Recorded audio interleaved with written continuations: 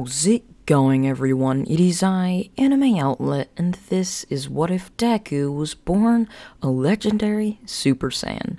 And now, before we begin, I would just like to tell you all that this is my first ever What If, with all the parts thrown together into a movie, like what I've been doing with my past What Ifs over the past couple of months. As this series was made over 2 years ago, and I finally decided just to throw all the parts together and make it into a movie. So, sit back, relax, and enjoy.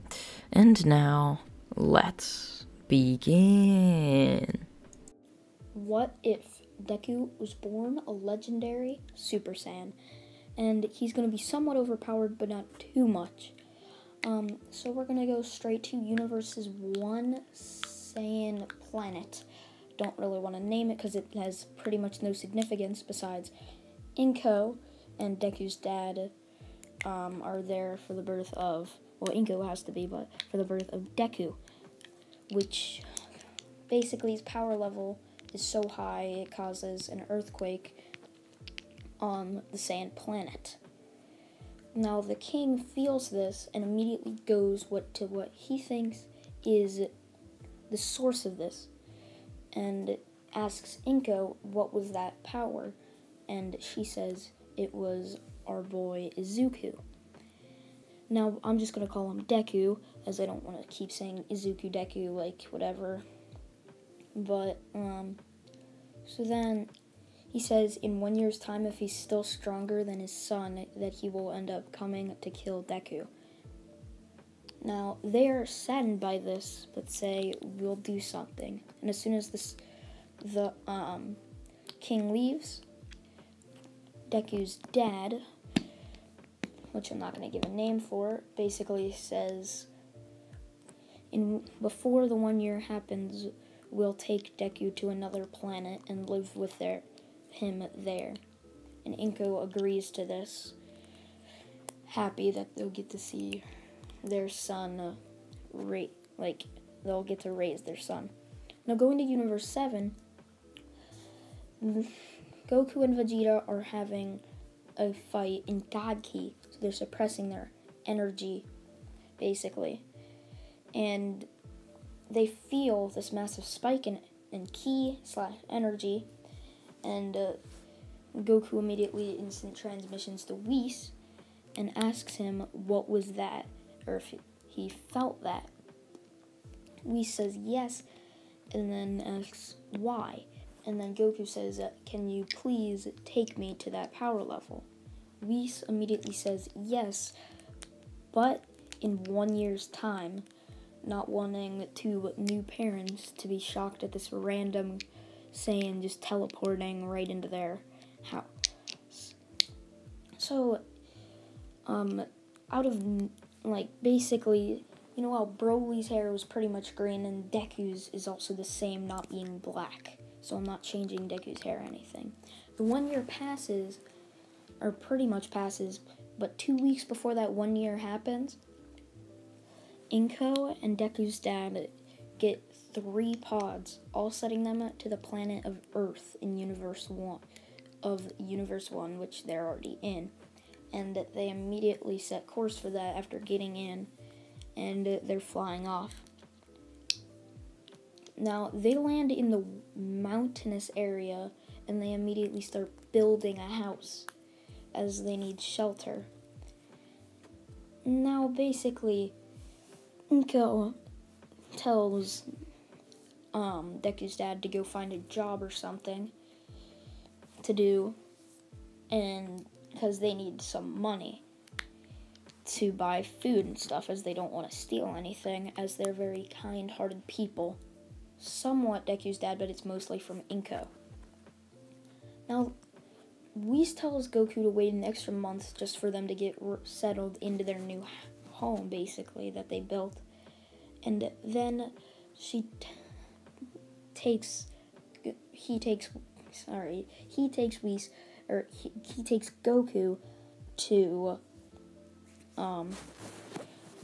planet Earth in Universe 1. And Whis drops him off in a random location and says, go find him yourself. And Goku's like, oh, easy, no problem. And he finds them living up in the mountains, and he goes and asks them if he can train their boy. And they're like, yes, you can, as they want him to be as strong as possible.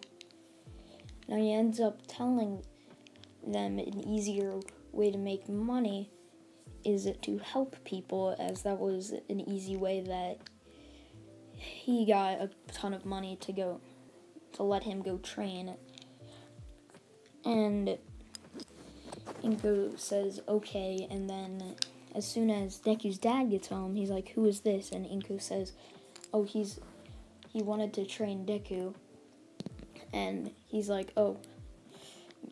And he's like, And then Goku says, do you think I'm not worthy of it? And then he immediately starts charging up his power. And then Deku's dad says, yes, you can train him. And then Inko says, why don't you try and be a hero, as this man just told us that you can make money from that to support us and to save people. And he's like, okay, sure. And then goes out to ask people how to do that, as they most likely don't know how. So after he leaves, Inko asks, who are you? And Goku says, oh, I'm a Saiyan from Universe 7. And they already experienced the Tournament of Power, so this is a very powerful Goku. And they're like, oh yeah, Universe 7, I saw you fighting in the Tournament of Power, because I'm just randomly making this up, that Universe 1 told everyone about this. And he's like, yeah, wasn't I pretty strong? And she laughed, saying yes. And she says, it's such an honor to have you training our boy Izuku, which I'm going to continue to call Deku. And she says, but he's only 1 year old. What can you do now? And he says, I'll be back in 4 years once he's 5 years old to help train him. Now, Goku immediately asks Whis to come get him. He does, and asks him why'd he need to come back so fast. And then he said, in 4 years' time, I'm going to go back there. And she agrees. Or he agrees. Dang it, why do I keep doing that? Then Deku's dad gets back, saying he actually was able to get a job being a hero.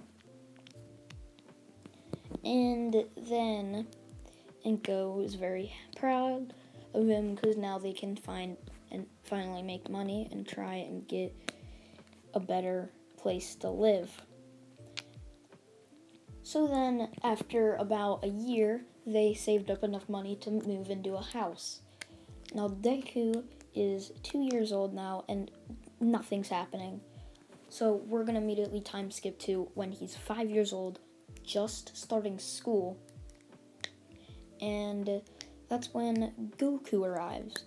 And he knocks on their door and asks, do you remember me? And they're like, oh yes, aren't you supposed to train Deku? And he's like, yep, it's already been 4 years. And they're like, oh yeah, he's right inside. And Deku, not knowing him, like, he doesn't remember him at all because he was only just a year old, says, who are you? And then Goku says, oh, I'm here to train you. And then Deku's like, oh, cool. So where are you going to train me? Are you going to train me how to be a hero? He says excitedly, because he was, like, told, like, he was raised around just a bunch of quirks, which he does not have one. He was not born on Earth, and he's not a human, so he does not have a quirk. Now, Inko and Deku's dad immediately know this, because they're not from that planet. So they tell him that he doesn't have a quirk, and Deku, they told him that when he was like 4 years old, because he was so excited to get his quirk. They told him that, and he was sad, And then they said that doesn't mean you can't be a hero, as our family has immense power. And then Deku smiled. So now we're back to when Goku shows up. And he takes Deku outside and puts him on his back and then flies him to the mountains. Or flies him to the beach, rather. And Deku's like, whoa, you can fly? That's so cool. And then he asks him, what's your quirk? Goku immediately says, wait, what's a quirk? He says, oh wait, are you a Saiyan too? Just random guess, and he's like, how'd you know? And then they land, and then Goku says, everybody in the universe has something called ki, but only a select number of humans can control ki. But good thing for you, you're a Saiyan, right? Goku, and then Deku nods, so that makes it easier. And then Goku immediately shows Deku how to form ki blasts. Deku has trouble with this as he doesn't understand. He just he tries it and then he almost completely gives up, and then Goku says, don't give up. It's just your first time trying this. And that day Goku arrived in the afternoon, and then Deku was being bullied at his school for being quirkless all of that day. So he was pretty sad that he couldn't do it. And then Goku told him, you just have to focus your mind and believe. And then Deku did this and immediately forms just a small ball of ki. And Deku immediately is so excited. And Inko and Deku's dad have been cutting his tail off because they didn't want him to be different from the other people there. He might have gotten bullied or something, so they cut it off and it just randomly regrows, and Deku's like, kind of forgot that we have tails. Because his hasn't even grown back. I mean, it grown back once, but not ever a bunch of times, kind of forgotten. Deku's like, whoa, cool, a tail. And then Goku teaches him how to wrap it around himself, as that's the Saiyans' most, their weakness. So Deku wraps it around himself and says, whoa, it's like a belt. Not know why I'd be excited, but, I mean, whatever. And then Goku immediately says that instead of doing ki for the rest of the day, that he wants Deku just to start training his body to get stronger. And he tells Deku that he needs to train harder and a lot more he has to do push-ups, he has to run, he has to lift weights, he just has to continuously work out every single day for a year, and then Goku will come back again and teach him how to use more ki. Well, I hope you guys did enjoy this what if part of what if Deku was a legendary Super Saiyan. And I do hope you guys did enjoy, and if you guys have anything that you would like me to do in the next video, please comment it down below. See ya, guys. Make sure you guys like, comment, and subscribe for more what if videos, and please comment down your suggestions for another what if topic. See ya, guys. Bye. What if Deku was a legendary Super Saiyan? Part 2. So where we left off was where Deku was just told by Goku to continuously train for a year by doing push-ups, lifting weights, just training his body so he could handle ki a lot better.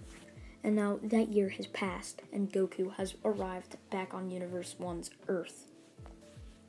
And Deku immediately says, oh, hi, Goku. It's been a while, hasn't it? And Goku laughs and says, yes. And then he tells Deku to meet him by the beach as they're going to learn ki. Now, Deku's only around 6 or 7 or 8 or 9 or around that. So he's pretty young. So it takes him a little while to get to the beach. But as soon as he does, Goku tells him, today we're going to be learning ki control. And then Goku explains ki. Deku already knows, like, has an overall understanding about it. And, like, and then after this, Goku asks if anything has been bothering Deku, as Deku seemed a little bit sad.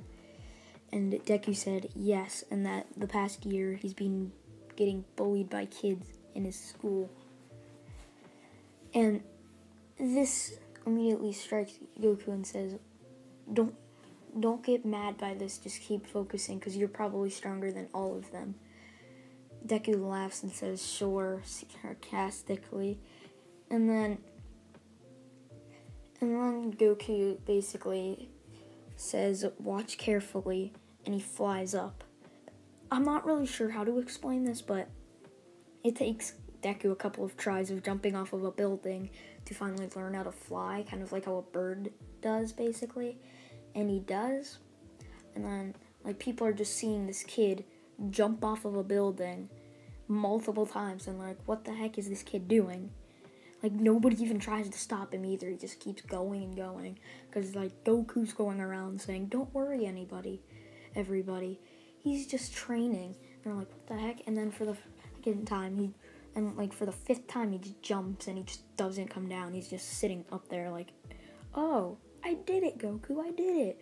Goku flies up and says, great job, and then takes him they fly back to the beach.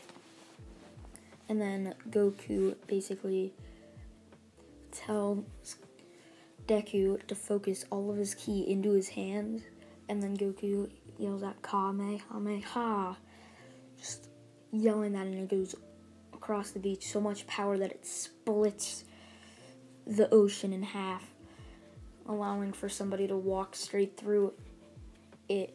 And then Deku, seeing this, immediately does the Kamehameha, and instantly does it, and Goku's like, just like how I did it.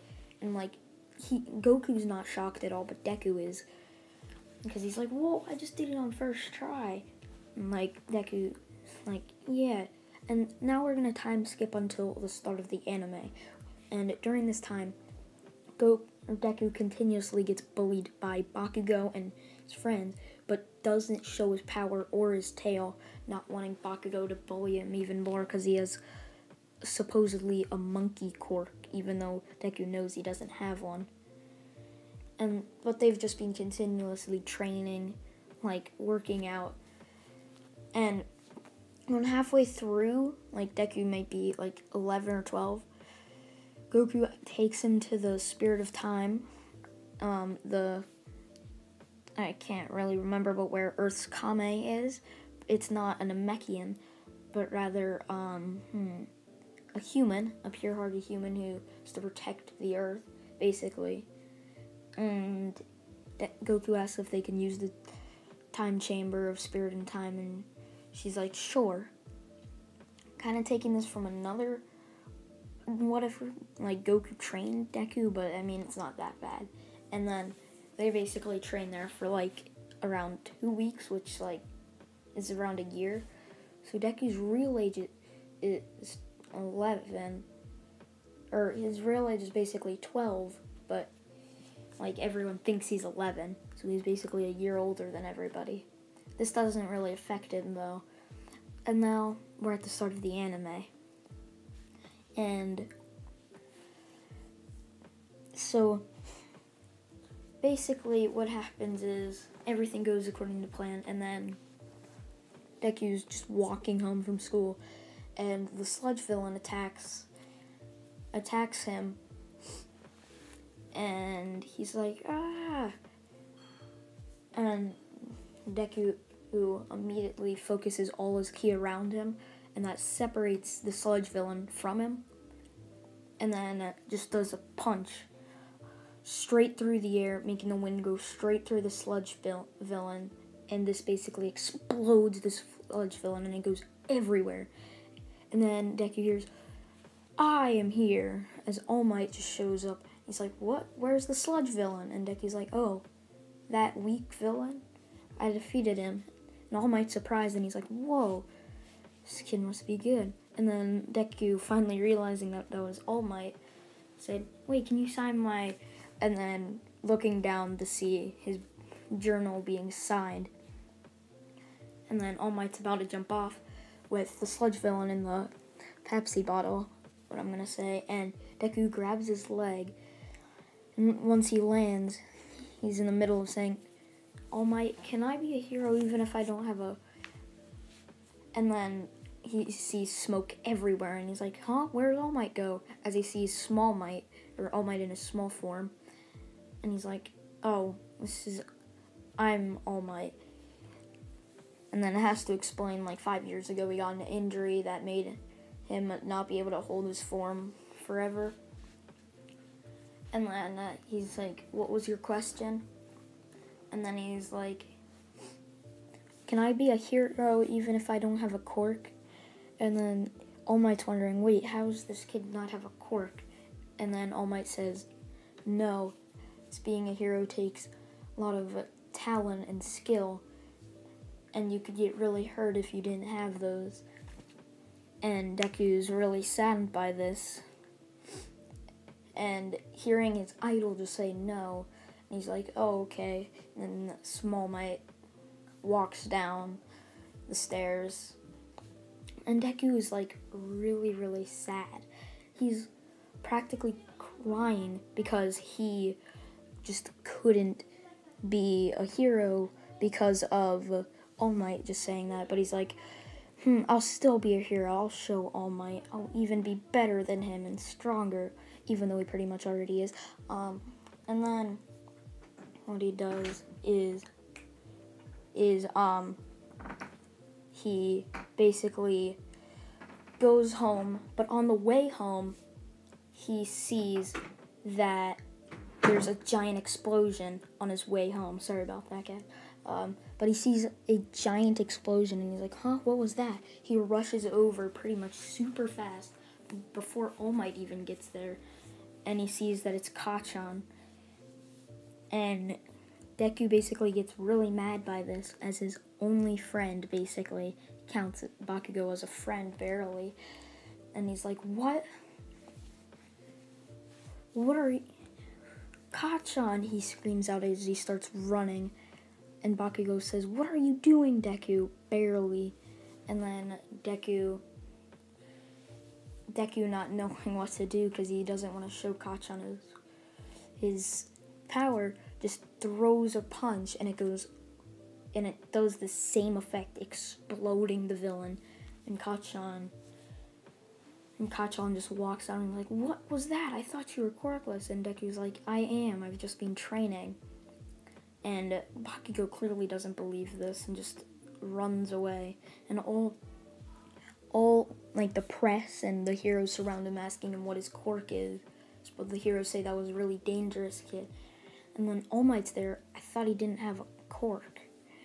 And then, like, he just jumps off, saying he doesn't have a quirk. And they're like, "Huh." Not knowing, like, if he's lying or not. And then he gets home, and he sees Goku there, and he's like, "Meet me at the beach soon." And Deku goes to the beach and says, "In 10 months, I'm going to be leaving." And then Deku says, "Oh, that's just in time for the UA Sports Festival that I'm going to try and go to." And Goku's like, "Okay, I'll watch that, and then I'll leave." And then he's like, "Over this next 10 months, let's work as hard as we possibly can so that you can get stronger." And that 10 months goes by really, really fast. And Deku never gets all for one in this story, because Deku basically just flies right home, making All Might never have the chance to talk to him, to give it to him. So he's like, I wonder if I'll meet him at the sports festival. Maybe, he says. His quirk was very powerful. So the 10 months passes, and it's like, oh, Goku says, "Wow, that 10 months really passed by. It's kind of sad that I'm not going to be able to teach you any more things." And Deku says yes. And then the UA Sports Festival happens. Deku is calm, so he never trips, and Uraraka never saves him. So he never goes up to say thank you to her, making him never meet Ida at the start. He'll still meet Ida, though. He does the exact same in the written exam as he does in canon. So that's fine. And then the fighting or robot exam, I kind of forgot the name, he does is different. So right off the bat, he's the first one to get out. He jumps super far, flying, he puts two one-handed ki blasts in his hands and just fires them out in all directions, spinning. This pretty much destroys half the robots in the arena, and all the kids are like, what? And everyone just runs out, like, in shock, like, what? Now we have to find more robots, as there's no robots in the starting area, so they have to go to the middle and stuff. And that's basically where the 0 Point robot is. And Deku just keeps destroying points, and then he just hears a bunch of people screaming and running, and then he hears a girl yell, help, help, and then he looks over, and it's a girl, Uraraka, and he's like, oh, I gotta save her. He does a Kamehameha, going straight through the chest of the 0 Point robot, and everyone just turns to see the 0 Point robot explode with this massive blue beam coming straight from its chest. They're like, what was that?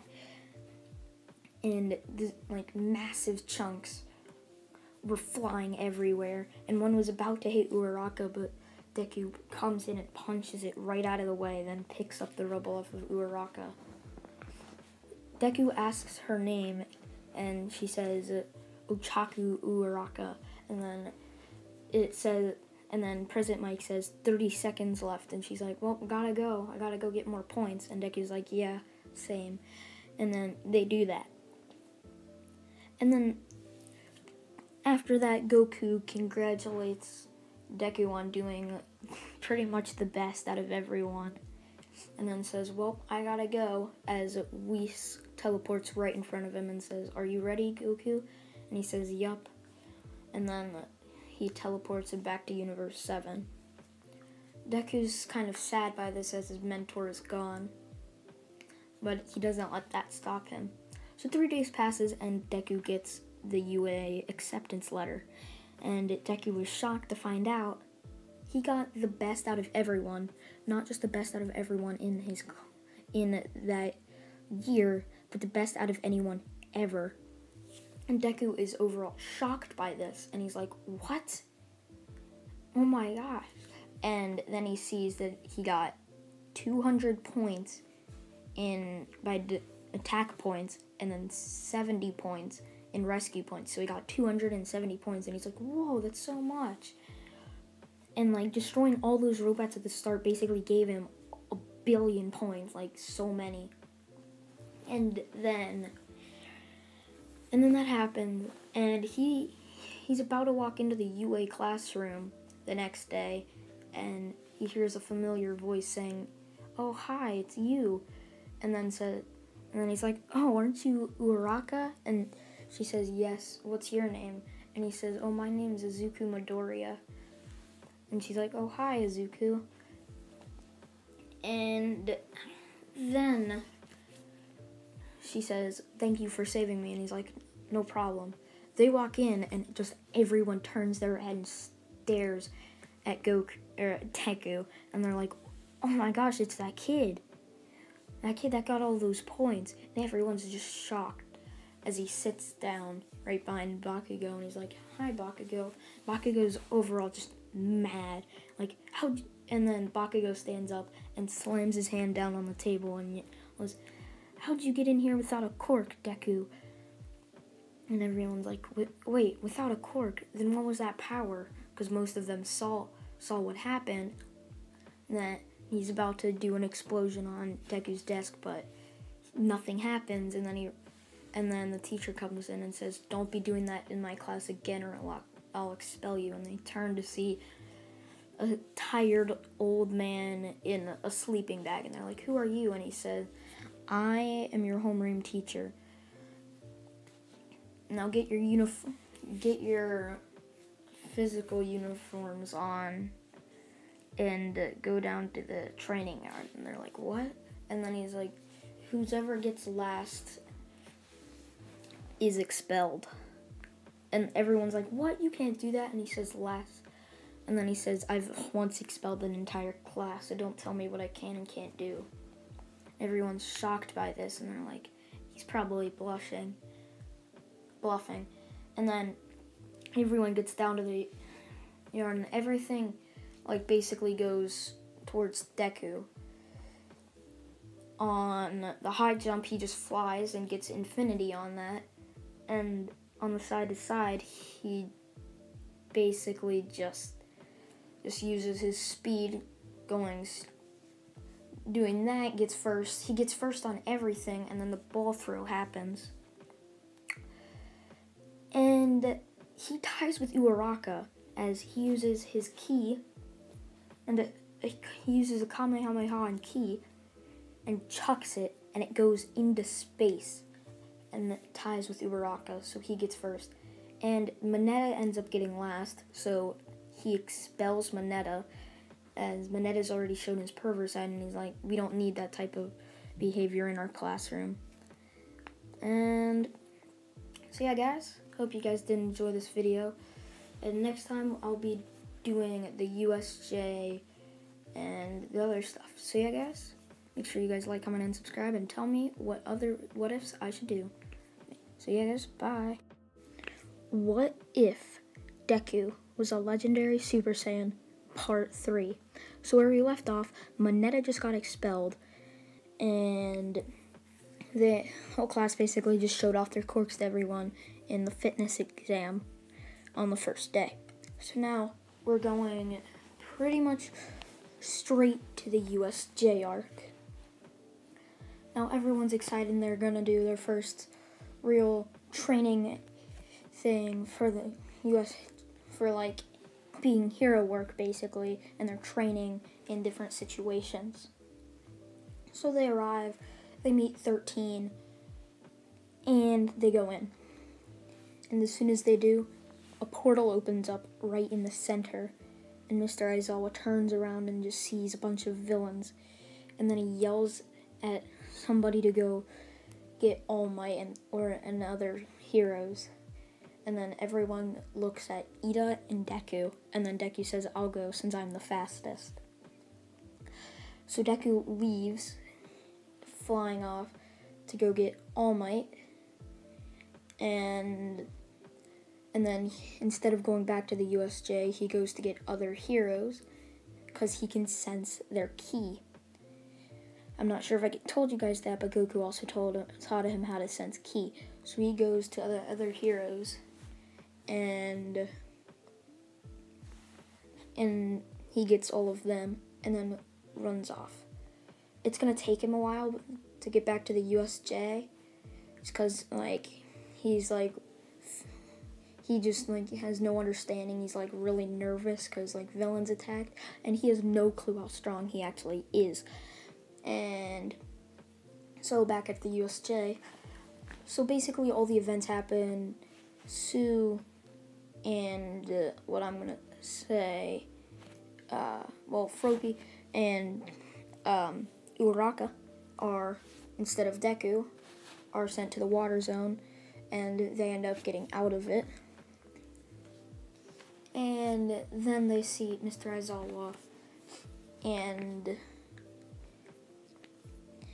he's getting beat up crazily by the Nomu and Shigaraki. And this is about the time Deku still beats All Might there, because All Might used up all of his power, so he can't get there unless he's gonna use up everything just to fight this Nomu. So Deku ends up getting there first, and right before Deku picks up, Shigaraki tells the Nomu to kill the girl in the pink. So he picks her up by the head and just starts waving her around. And this is where Deku breaks open the door and just sees Uraraka hanging by her head and the Nomu's just holding her. And Deku and Uraraka like always had like this weird connection between each other, as if like they liked each other, which pretty much they do. So, and then Deku just gets really mad by this, and he just starts glowing. His aura keeps getting bigger and bigger, and he just keeps getting madder.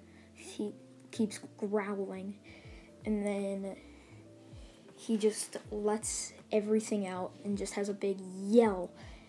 And then Shigaraki's like, oh, did somebody get mad? And then tells the Nomu to kill her. And that's when Deku transforms into the legendary Super Saiyan, which he cannot control. So he does this, transforms into the legendary Super Saiyan, and he immediately teleports right behind the Nomu and punches a hole through it. Since he punched a hole through it, the Nomu just looks down and instantly falls over. And Uraraka drops to the floor, passed out from how much the Nomu hurt her. And Deku he can't control anything.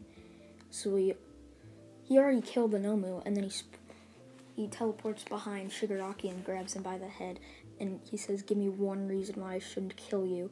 You tried to kill my friend, so why shouldn't I kill you? And Mr. Aizawa notices this, and he tries to erase Deku's quirk.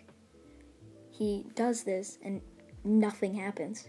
And he's like, what? Why can't I erase this kid's quirk?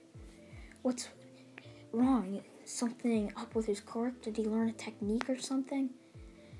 And then the thought hits him, what if this isn't a quirk? And like, he's just like, what could it be if it isn't a quirk? And then Shigaraki says, you can't kill me. It's against being a hero. And like, he's just dropped Shigaraki as Uraraka woke up and put her hand on Deku and told him, don't do it.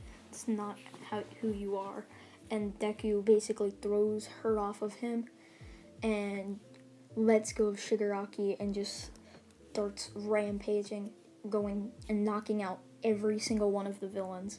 And the villains are all shocked, like, what is this kid's quirk? What could possibly be this strong? And once he's done with all the kids, once he's done with all the villains, the only two left are Kirigiri and Shigaraki. And Shigaraki says, we need to get that kid. He has anger that can be turned against him. And then he says, and then Deku starts charging a Kamehameha wave. And then he's about to blast it when Shigaraki says, Kirigiri, now. And Kirigiri takes him away right as he launches it. And Deku's just so mad, but his power is too much for him, and he just collapses. Uraraka sees this and rushes to his side, and it's like, Deku, wake up. And then he ends up waking up in the nurse's office. Can't really remember the girl's name that healed Deku with his wounds. And then All Might and all the other heroes show up to see Deku passed out and all the heroes just knocked out, and they're like, what the heck happened? Mr. Aizawa gets up and everyone rushes to him and says, what's wrong? And then he says, Deku just went over and knocked everyone out and killed that weird Nomu thing that not even he could defeat. And he almost killed Shigaraki, but Uraraka stopped him. And then he And then almost instantly, everyone looked at Deku and he's like, how could that kid have almost killed somebody? And then everyone, like, maybe it's his quirk. So they all leave him alone. He wakes up in the nurse's office and he's like, what happened? Uraraka explains it all. And then he's like, what? How'd I almost kill somebody? And I hurt you. And he's like, I'm so sorry that I almost hurt you. And she's like, oh, it's fine. So that passes, and then, like, they tell him they have a week off to do whatever they want as they need to find out what happened. So then Deku just goes and trains off in the mountains by himself, just punching them and, like, completely destroying them and then making new ones. Just, like, completely out of nowhere, and all the kids are like, what? And, like, all the heroes are like, what is this kid doing? And, like, Mr. Aizawa was still trying to figure out why couldn't he erase his quirk. And then the 2 weeks pass, they show up, and they go back to the UA, and then they're like, 2 weeks, you have another 2 weeks to train until the UA Sports Festival. And everyone's like, wait, why is it just almost 3 weeks after that incident? And they said, UA is doing this so it can relieve some stress off of them. And then they're like, oh. And then everyone leaves except Deku, because Mr. Aizawa told him to, and then asked him why couldn't he erase his quirk when he was going crazy. Deku says, I don't know, maybe it's some type of thing with my quirk that makes it so you can't erase it. And then Mr. Aizawa says, you need to be careful with it, because your emotions are heavily involved with it. And Deku says, oh, I didn't realize. I can't even remember what happened. All I remember is seeing that Nomu holding Uraraka by the head. And he's like, that's when you transformed into something so powerful. And then he's like, something that you probably could defeat All Might with. And he's like, what, really?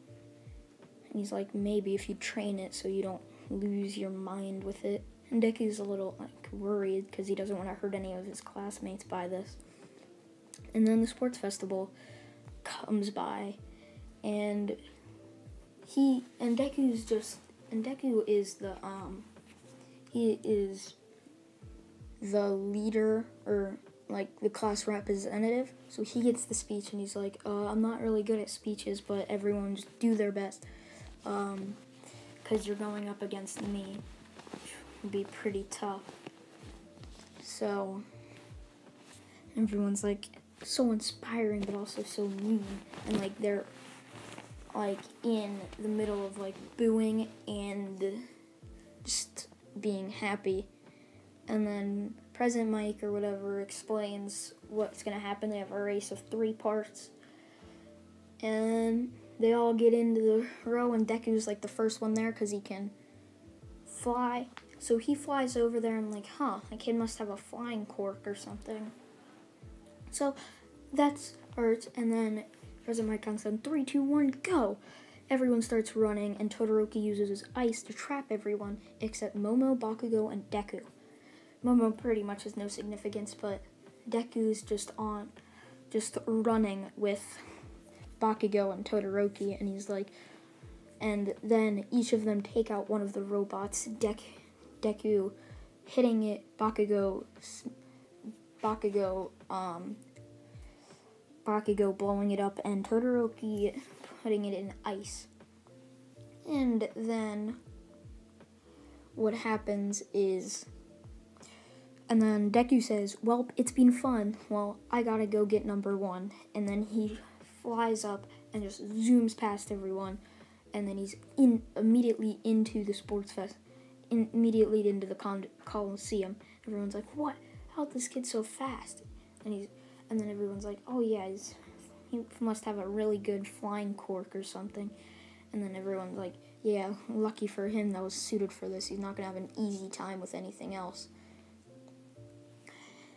So Bakugo gets second, Todoroki gets third, nothing else really matters.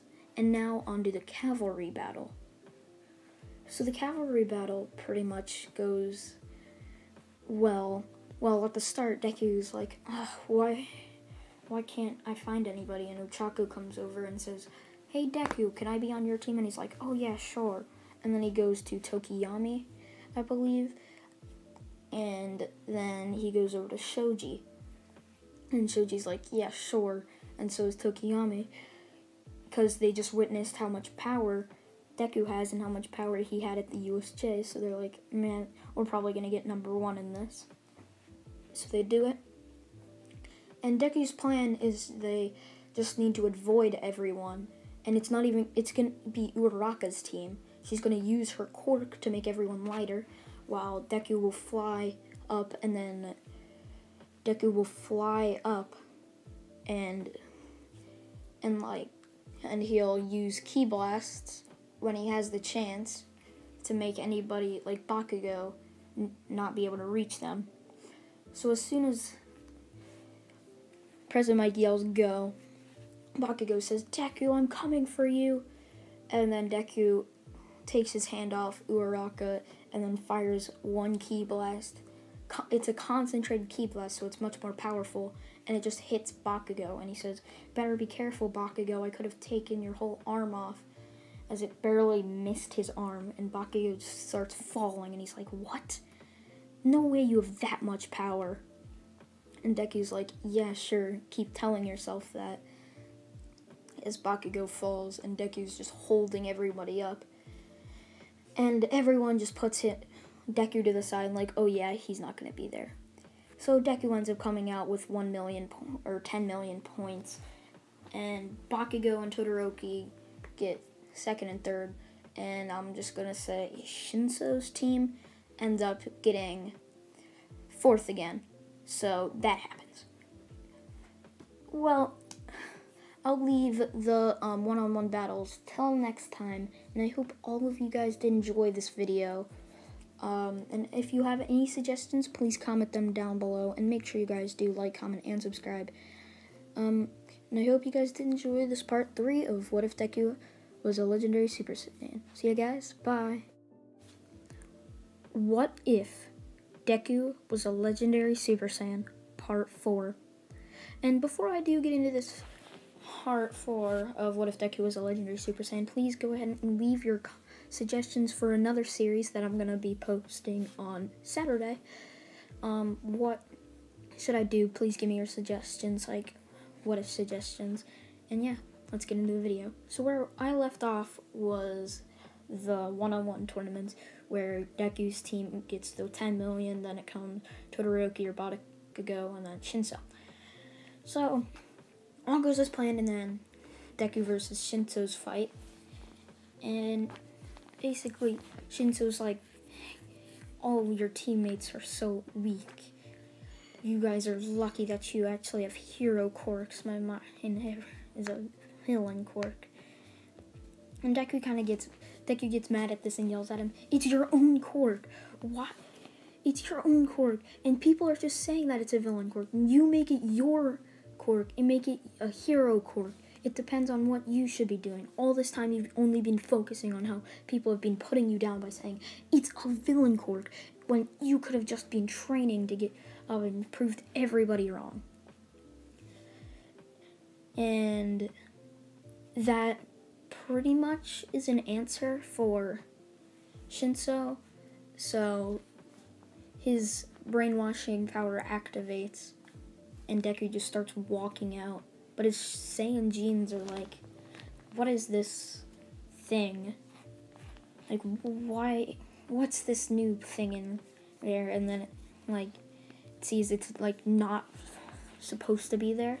So then, like, when Deku's just about to step out, it, like, kicks it right out, and he's about to fall, but then he just starts to float in the air. And he's like, whoa, you almost got me, and laughs it off. And then he's like, this time I won't let you brainwash me, as he runs over to Shinso and just does a little tiny flick, hitting him in the forehead, sending him flying into the wall. And then he's like, well, looks like I won. And Midnight's like, And the winner is Deku! And the crowd starts cheering. And all the pro heroes are like, what is this kid's quirk? How could he stop that kid's brainwashing? And he just flicked him on the forehead and he was sent flying. And they're like, oh, it's probably some type of strength enhancing quirk. But then how does he fly? Does he also have a flying quirk? Does this kid have 2 quirks? So that goes the same.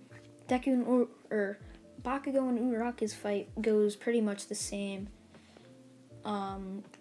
Just Deku's a little more mad at Bakugo, like, dude, she's a girl, why would you? And Bakugo's like, I must win, I don't care. And Deku's like, yeah, sure. And then the fight with Todoroki happens with Deku, and everything's just going. Deku's just dodging all the ice, and then he yells at Todoroki, why can't you use your flames? Is it because you hate your father? It's not even his quirk. His quirk is all throughout his body, not half. It's your quirk, Todoroki. Yours. And he's just like, what? He's ever told me it was my quirk before. And he realizes this, and he just starts using his flames. And Deku's like, you're still not going to beat me. I just did that so you'd be a stronger opponent. And Todoroki laughs like, how strong must you be to easily beat me? Or just full of yourself. And Deku's like, oh yeah? And Todoroki sends a flying ice and fire combo that barely works. And Deku's just like, this is easy, as he just runs right through it. Going so fast that the ice and fire just split apart from each other. And he just runs straight through it. And then he's like, what? How? As Deku's standing in front of Todoroki, grabbing his arm and pulling him over his shoulder. I told you it'd be an easy win. As Todoroki coughs up blood. How? How did you beat me so easily? And Deku's like, I'm just stronger than you. And that's that. As he pushes him out of the ring. And Midnight's like, and the winner is Deku! And everyone's like, man, this kid is amazing. He not only has a flying and muscle enhancing quirk, he also has a speed quirk. And everyone's thinking that while Mr. Aizawa was still contemplating why wasn't his eraser quirk not working on Deku when he was in part 3. Go check that out if you haven't already, by the way. Go check out the first 3 because they're pretty good in my view. And then Deku's like, well, and he looks at Bakugo, I'll see you in the finals, as he gives a demonish smile at Bakugo. Bakugo's kind of set back by this and kind of scared, like, what was that smile? Like he was a villain. And Deku just laughs it off, yeah, sure. And I'm gonna go ahead and give one for all to Mirio in this case, just because like Bakugo doesn't have the mentality to have one for all. And Todoroki, I just feel like since he's the son of Endeavor, it just wouldn't make sense. It'd be strong, but it just wouldn't make sense. So I'm gonna go ahead and give it to Mirio in this case. So everything goes according to plan. Bakugo meets Tokiyami, and then it's Bakugo versus Deku. Bakugo's like, go all out, Deku. I don't want you to hold back at all. And Deku's just like, yeah, sure. Just laughing this off, saying, you can't handle my full percent. And Bakugo's like, oh yeah? And he's like, yeah. As he puts his hand into a finger position, turns it to the ground, flicks it. The ground instantly breaks. Go. And then everyone's shocked to see after the smoke clears that there's just this massive hole there. And Deku's like, that's my 100%. If I did that, I'd kill almost everyone in this Coliseum. Bakugo's just looking surprised, like, what? How'd you get so much power? As he as he angrily charges at Deku. Deku's just like, I've always been the strong Kacchan. I've just been hiding it from you. Because each and every time you've picked on me, it just fueled my anger and fueled my training to make me push myself harder and harder. And Bakugo's like, oh, damn nerd, I'll kill you! And he starts running after Deku, and Deku's like, you know you can't beat me. You should just walk out of the ring. And everyone's shocked just to see Deku talking like this, and they're like, this kid doesn't want to give Bakugo a chance. This kid must be really strong to be that sure of himself. Bakugo's a prodigy. And then Deku, as Bakugo comes in with a full power explosion, Deku just dodges it and touches Bakugo's hand, grabs his arm, starts twirling him around in the air, and then slams him on the ground. I told you, nobody can beat me. And Bakugo's just like, what?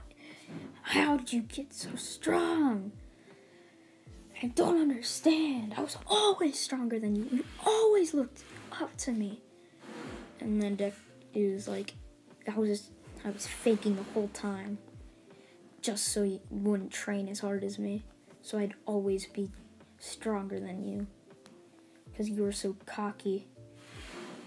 Finally, somebody like me could take the spot of being stronger than you. Nobody even liked you, Kacchan. They only followed you around because you were scary. Kacchan just now realizing this. It's like, that's a lie, damn it. And he gets up, motivated to defeat Deku, and Deku's just like, you're coming back for more, huh?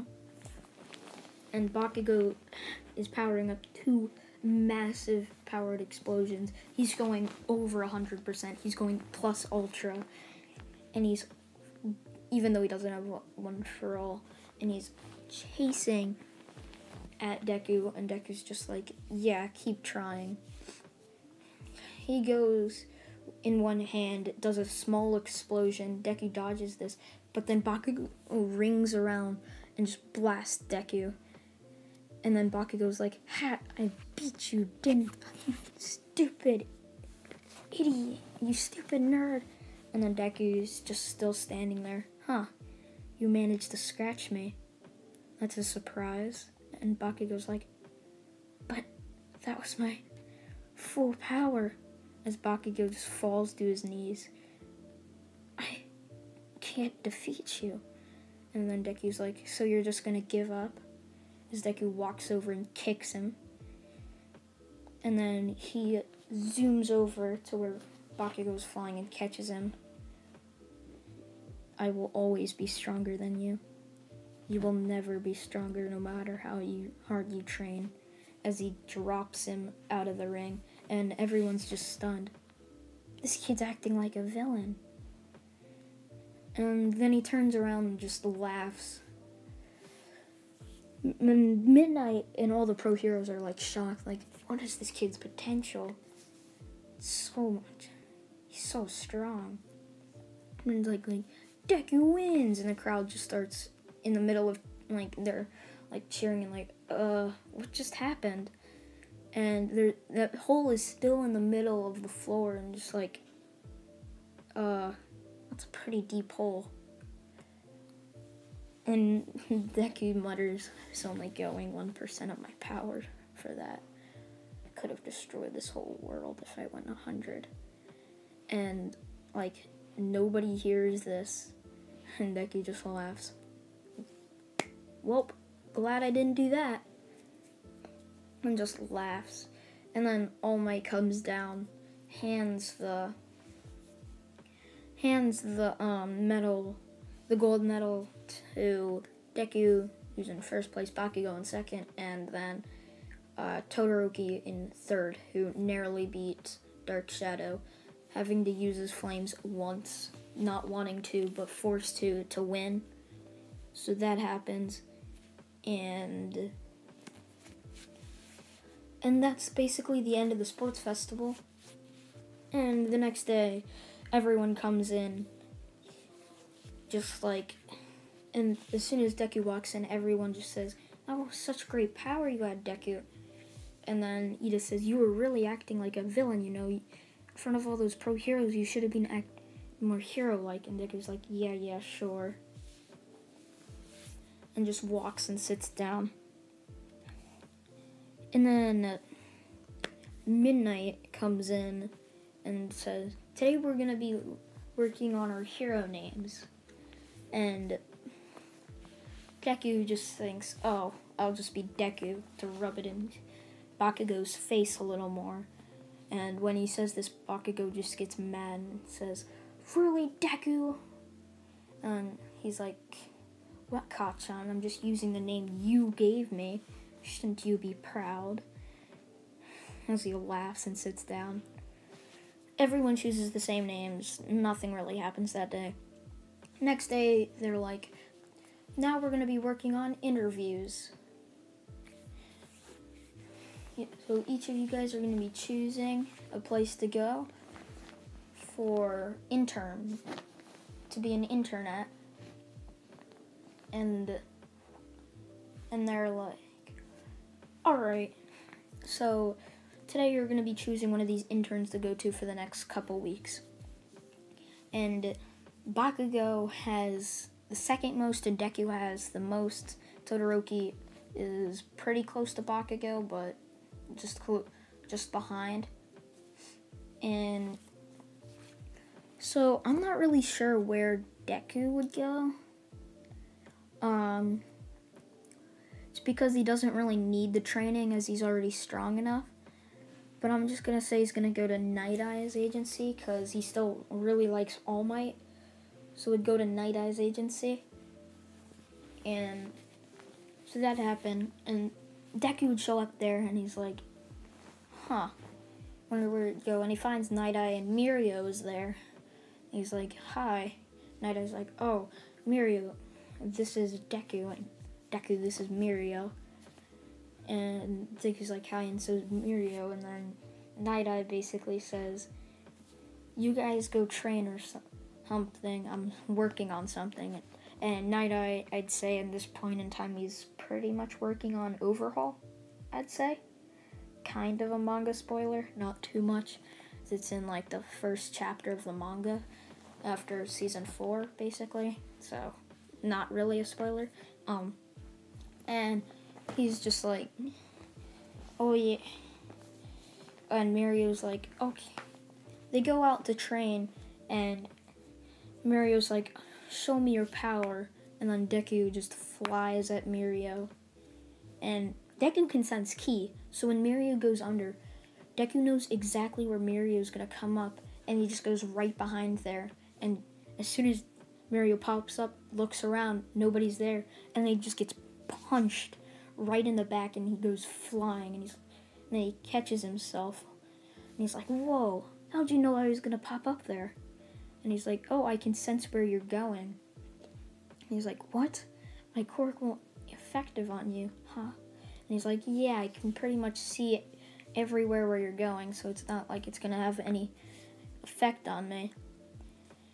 And then Night Eye, so after that, they go back in and they ask him what else they should do, and Night Eye basically tells them, like, well, a couple days pass, and they go up and ask what to do to Night Eye, and Night Eye says, "Go out and go to Hosu City and train," because I heard there was attack there. Because Night Eye knows the full power of Deku and Mirio, so he just tells them to go off, and that they're allowed to use their quirks.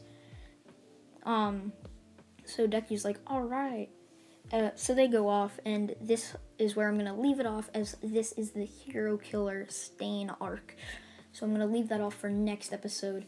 And yeah, I hope you guys did enjoy. Make sure you give me your suggestions for the next What If on Saturday to tell me in the comment section below. And make sure you guys like, comment, and subscribe. See ya, guys. Bye. What if Deku was a legendary Super Saiyan? Part 5. So, last time I left off right at the Stain arc, and in this video we're going to be covering that today.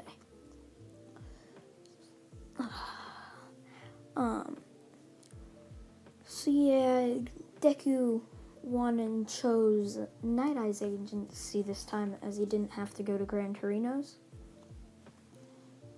And he's still gonna go to Hosui City just cause Night Eye told Mirio and them to go, right? As he could see the attack of the Nomus and stuff. So he told them there, and Deku's like, oh yeah, didn't Ida come here? Oh yeah, wasn't his brother? Oh no, I think he might be trying to get revenge. So Goku tells Mirio this, and he's like, alright, let's go search for him. They go around searching for him, and they end up finding him in this back alley corner, and Deku never texts Todoroki his location because he doesn't need Todoroki anymore because he has Mirio. So they're like, oh, no, they're staying. And Mirio's like, we gotta take him down. And Deku's like, okay. And then he sees Ida because he was searching for them, but they saw Stain first, and he's like, what? Ida, what are you doing here? He's like, it's none of your business. Don't go away. It's my fight. And Deku's just like, Ida, why'd you come here for revenge? And then Deku charges at Stain, and with his super speed just starts bouncing around everywhere, kind of like Gran Torino. And Stain's like, what's he doing? And then Deku just appears right behind him and flicks him right at Mirio, and Mirio one punches him up in the air. Now Stain's already knocked out by this, and that's like the whole Stain arc just happened right there, just from how strong Deku's gotten. So at the hospital, they're visiting Ida, and the dog police officer says, you guys use your quirks without a license, so you can give all the credit to Mirio because he has a license, or you can take all the credit and be considered villains. And they're like, okay, obviously we're gonna give all the credit to Mirio, and only them actually know who actually defeated them. And that's basically it. The interviews end, and then we're at the start of the training camp arc. And instead of Bakugo, they want Deku, because they saw how mad Deku got, and they want to try and manipulate him from how mad and the power that he has, because with that power, he can pretty much destroy anyone.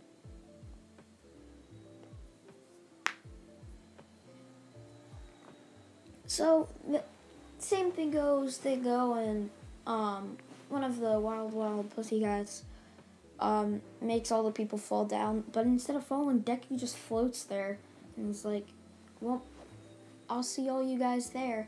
Uraraka, seeing this, catches his leg, and she's just holding him as he flies, making herself light so he wouldn't notice. And then they get there, and he's like, huh, I'm the only person here. And then he sees Uraraka, and he's like, wait, how'd you get here so fast? I kind of held your leg. And Deku's like, huh, that's pretty smart. What should we do now? And they just go inside the house place and just rest up. It's going to be another 3 hours before the rest of the kids get there, and like another hour before the teachers get there. And when the teachers get there, like, huh, nobody's gotten here yet. And then they hear like scrambling inside the house. They go in to see that there's 2 kids there, and they're like, what? How'd you guys already get here? And then one of the pussycats says, oh yeah, I saw that kid flying. She grabbed onto him, and it's like, yeah.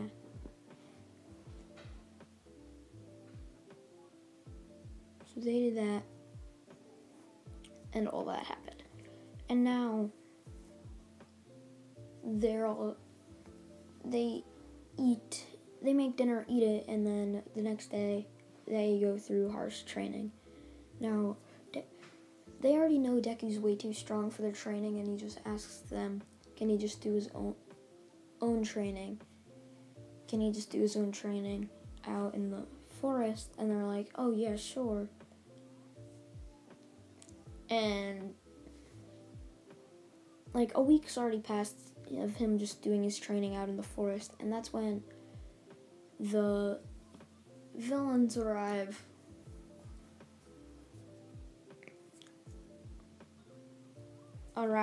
And Deku sensed them, and he rushes over and tells Mr. Aizawa the villains are here.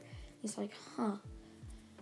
And they go out and tells Pixie Bob, I think, to use her quirk to tell everyone that they can use their quirks against the villains. And then she's like, Koda! And Deku's like, I'll go get him. And he rushes over there to see Muscular about to kill Koda with a huge smash. And Deku's just standing there, and he just zooms right by and headbutts him, kind of just like, he pretty much headbutts him. So imagine how Goku killed King Piccolo, but without like the arm. He just headbutts him straight on and just breaks right through his stomach. And he's like, how dare you try and hurt someone so little? And he's like, I'm a villain, I don't care about this. And Deku and then Muscular just instantly just gets knocked out from the pain that he's going through. And Deku just grabs Koda, and he's like, are you okay? And Koda's like, yeah. And then Koda's like, I'm sorry for punching you in that spot. And he's like, oh yeah, it's fine. So all that happens, done, and then Deku goes out searching for more villains to catch, because he wants more, because he's battle hungry. He wants more blood, basically. Not like, but he just wants to like be the hero of everything. So he runs out, he sees Moonfish and Tokiyami trying to take care of it. And then he yells at Todoroki and Bakugo to use their light to make Todoroki or Tokiyami not be so powerful. They do that while Deku just one punches Moonfish in the mouth, breaking all his teeth, so his quirk is basically disabled. So, and Deku is just carrying Muscular and Moonfish, and that's when he goes, and like Koda's just there with him, and that's when he takes Koda back, and that's when I think it's magnetism or Splinter. I can't really remember the names, but the lizard and the guy carrying that big like metal pole around. He goes there, gives Koda to them, and then he's like, do you want me to handle them? And they're like, handle them? How? We're having enough trouble as it is, and we're pro heroes. And then Deku's like, oh, you'll see. He cracks his knuckles, just gets a flicker at, and he puts his hand into a flick position, teleports right behind each of them and just flicks them, and they go flying. And he catches both of them and says, here, and he gives all 4 of the villains to them. And they're like, what? How? How'd this kid do that? And they're just like, oh my god. And Deku's not even using any of his ki. He's like barely even using any % of his power, because he could basically destroy the whole planet if he used his full power. So all that passes, and then he ends up hearing Shoji, and he rushes over to see he's fighting Mr. Compressed twice and Toga, that have all come together after pretty much losing to 4 of their fighters. So they're ganging up on them, and Toga sees Deku, and she just starts freaking out, and Deku just comes behind her and just chops her right in the neck. making her pass out. And they're like, what? How'd you do that, kid? And he goes right up to Twice, does the same thing, but this time it just is a mud pile, and he looks back behind him and he sees Twice about to punch him, and he just teleports instantly behind him, flicks him right into a tree, breaking a ton of trees as he just goes flying the other way. Deku goes, ties them up to a tree, and then is about to take care of Mr. Compress when Dabi and Shigaraki show up. But Shigaraki was trying to hide, but he says, it's time to go. You got Bakugo, right? As he asks Mr. Compress, and he's like, yeah, we got Bakugo. And then basically they teleport out, but Deku tries to sprint over, and he's able to land a punch on Mr. Compress, but the marble of Bakugo's still there, and then something happened to Kirigiri's quirk, and he's like, what? And nothing happens, and then he sees Mr. Aizawa with his hair standing up, and he's like, oh, he erased my quirk. And then Shigaraki's like, oh, I guess we're gonna have to fight them. And then Mr. Aizawa says, do you need any help, Deku? And he's like, no, leave them to me, as he watches them. And then Deku asks, please don't erase their quirks. If they get away, we'll end up dealing with it later. And he's like, what are you planning, Deku?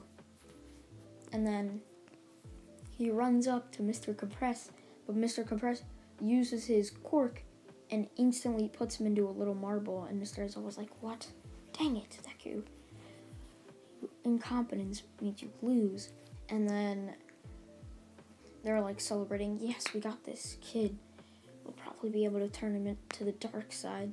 And then there's just this shaking all around them, and they're like, and Shigaraki can pretty much sense his power. Just like, he's like, what? Why is there shaking? And like the whole place is just shaking. And they're like, what? And then Mr. Compress puts out the marble Deku's in his hand, and it's shaking, and he's like, what's going on? And then it just breaks. Deku broke the marble from inside with his sheer power. And then he's like, you thought you could keep me in there? My power outwits all of you guys. None of your quirks can keep me away. And they're just like, what? How? And then they're just yells at Kirigiri to get them out of there. And this time Kirigiri doesn't hesitate, and he instantly gets them out of there before Mr. Aizawa can cancel their quirk. So they have Bakugo, and Deku's like, dang it. Yeah, I broke the other marble too. Then Bakugo wouldn't be with them right now, and they're trying to turn Bakugo. So now we're gonna go all the way to the villain bar, and they're like asking Bakugo to join them. Like, why such potential as a villain go to heroism? He's like, I don't want to be a villain, I want to be a hero. And they're like, yeah, with that attitude, you'll always be close to us as villains. And he's like, no, I won't. And all the heroes are planning an attack, but this time they actually go to Deku. They go to Deku and ask him, please come with us. Because they know the sheer power that Deku has had. And they're like, please come with us. We need you on this fight. And they said it's going to happen in 3 weeks. So please just train as hard as you can. So that's where I'm going to leave it off here for now, guys. I hope you guys did enjoy. And in the next part, I'm going to be talking about the fight with All for One and All Might and Deku. And please leave your suggestions for tomorrow is going to be a new What If series. I'm not stopping with the What If Deku was a legendary Super Saiyan. I'm just going to make another series, which I'm kind of leaning towards what if Deku had Goku Black's powers. So I hope you guys did enjoy. Make sure to like, comment, and subscribe. More What If videos every single day. See ya, guys. Bye. What if Deku was a legendary Super Saiyan? Part 6. I know you guys are probably really wanting what if Deku had Goku Black's powers part 3 today, but that's going to be coming out tomorrow. And if you guys want me to upload sooner, like earlier in the day, because on the Eastern Shore, it's like at 9, so if you guys want me to upload sooner, just tell me in the comments and I'll try and upload sooner. So to get right into it, we left off at the teachers telling Deku, go train for 3 weeks. We're going to need you, because they are not going to go to fight them in 3 weeks. Kind of sounds stupid, but what I'm going to say is, like, he's only going to get something, like, so Deku trains, he's thinking he's going to have 3 weeks to train, but he still trains, like, his absolute hardest. And then 1 week passes by, and they go to tell Deku, it's time. Let's go. And he's like, wait, but shouldn't I still have 2 weeks? And they're like, young Bakugo has suffered, or All Might's telling him, young Bakugo has suffered enough. We must go there to fight now. And it's nighttime. So he's like, okay. And they're just gonna go. They're going, and Deku sees all these pro heroes, and they're like, oh, why is the kid coming along? And they're like, he's our secret weapon. He's going to be allowed to use his quirk. And they're like, wait, isn't he only a first year? And they're like, and he's like, yeah, but he's pretty much stronger than all of us. And they're like, stronger than all of us? What do you mean? And he's like, well, he's kind of stronger than me. And they all look at All Might like, stronger than you? Isn't your quirk some type of speed or like muscle enhancing quirk or something? And he's like, yeah, but this kid has a lot of power. And they're like, geez, how's this kid stronger than All Might? No way. He's probably just over exaggerating to get the kid come along. I bet he's strong, but not that strong. So they go there, and Deku's just watching from afar because All Might said, don't intervene until you absolutely have to. And like, Deku doesn't want to hurt anybody, so he's not going to use his 100%. So he's only going to be using a 1%. So All Might comes in and just yells, Detroit Smash, goes right into the bar, and like, Bakugo escapes, but can't run away. In this timeline, like, Momo, Kirishima, Ida, they're all going to go, but without Deku, because he's getting taken along. So they're like walking by, and they just see Deku, and they're like, hey Deku, why are you here? And he's like, oh, I was asked to be here. And they were like, well, you were asked? I know your quirk is strong, but you still shouldn't be here. And he's like, well, why are you guys here? You guys weren't asked. And they were like, yeah, we're just trying to save Bakugo. And then Deku's like, leave that to me. And he just starts flying and just zooms right by, grabs Bakugo and just sets him down, and he's like, what are you doing, Deku? Why'd you pick me up? I could have handled all those bad guys or villains. And he's like, you would have died, Bakugo, Kachan. And we need the heroes to be able to fight all out. They wouldn't be able to when you were there. So he's like, what? You cocky little bastard. And he tries to arrest him, but Deku just instantly knocks him out and says, keep Kachan quiet. He's gonna distract the heroes. And they're just like looking in disbelief at how calm Deku just chopped Bakugo right on the neck, just chopped him. And they're like, how do you do that? And he's like, I can teach you guys that trick if you leave. And they just start, and they're like, oh, fine. Because they, like, he had a serious look in his eyes, and he's like, fine. So they just leave. And now we're at the point, All Might's just barely about to die. Well, All Might's barely, like, still going. He does his, like, plus ultra smash, and it hurts All for One, but it doesn't, like, completely just make him unable to do anything. So All Might's like, now! He just yells that out, and Midoriya just runs over and just punches him right in the stomach, and he goes flying up. And All for One seeing this and is like, this kid's power, it's stronger than All Might's. And he's like, I have to use my full potential, like going all Green Ninja style, even though Deku would be the Green Ninja. Ooh, that could be a what if. But so he's like, this kid's power, I'm gonna have to use my full potential. And I'm gonna say All for One's like super fast, not faster than Deku, but it catches Deku off guard, and he just catches him right by the head. And they're like, he's gonna steal his quirk. No, now we're never gonna be able to beat him. And then they look at him like, why'd you tell him to beat them? To bring him. And he's like, oh, you'll see. And he just grabs his head and tries stealing his quirk. And like Deku can't move. Like one of his quirks, like whenever he touches them, it paralyzes them until he stops touching them, I'm gonna say. So he can't move at all. And he's looking in horror like, what are you gonna do? And he yells, I'm taking your quirk. And then Deku just smiles, and he's like, what are you smiling about? Deku just laughs and says, you'll see. And like, All for One's trying to take his quirk, and he's like, what? Why can't I take your quirk? And then Deku yells out, I'm quirkless, you idiot. He's like, then how can you fly? How are you that fast? And then Deku's like, I'm not human, you dumb. He just yells that out, I'm not a human. And they're like, but you look human. And he's like, I'm a Saiyan, a legendary Super Saiyan at that.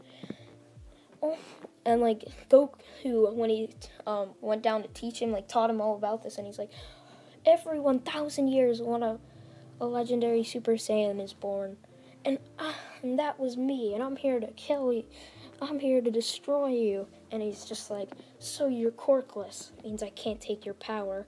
And like all the heroes, like all like the class 1A people listening are like, Deku's quirkless? What?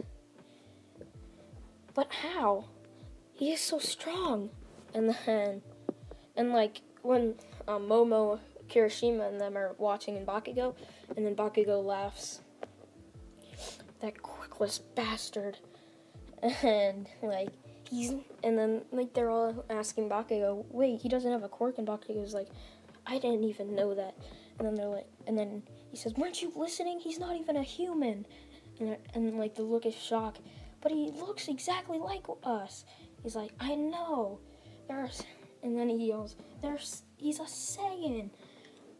And like Inko and Deku's dad are watching this, and they're like, damn it, we've been found out. But like nobody really cares. Like nobody even recognizes them, because like Deku's never said anything about his parents. They're like, oh, so this kid just randomly showed up. Kind of sounds like Superman a little bit, just showing up on a farm. But that happens, and then it's a full moon, and it's nighttime.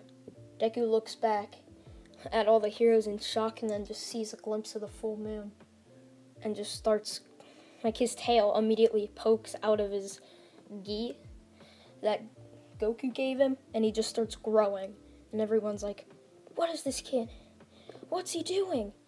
And then he turns into a great ape, and it just stomps right on All for One, and instantly kills him, and he just goes around the city just terrorizing things, hitting everything, just destroying everything, sending out lasers. And like Deku can't control this. And I know he's a legendary Super Saiyan, and that when he get like the Ozaru form, he kinda will, because All Might comes in front of him, just slaps him right on the cheek, and he's like, Deku, young Midoriya, what are you doing? You can destroy the whole city. And he just starts calming down, and he just starts transferring back, and he's basically naked, and he's in his Ozaru form now. And he's just looking for villains, just one punching them. And then he gets touched by Shigaraki. And then he's like, damn it, my arm. And goes straight into Legendary Super Saiyan. But this time, he has full control of it.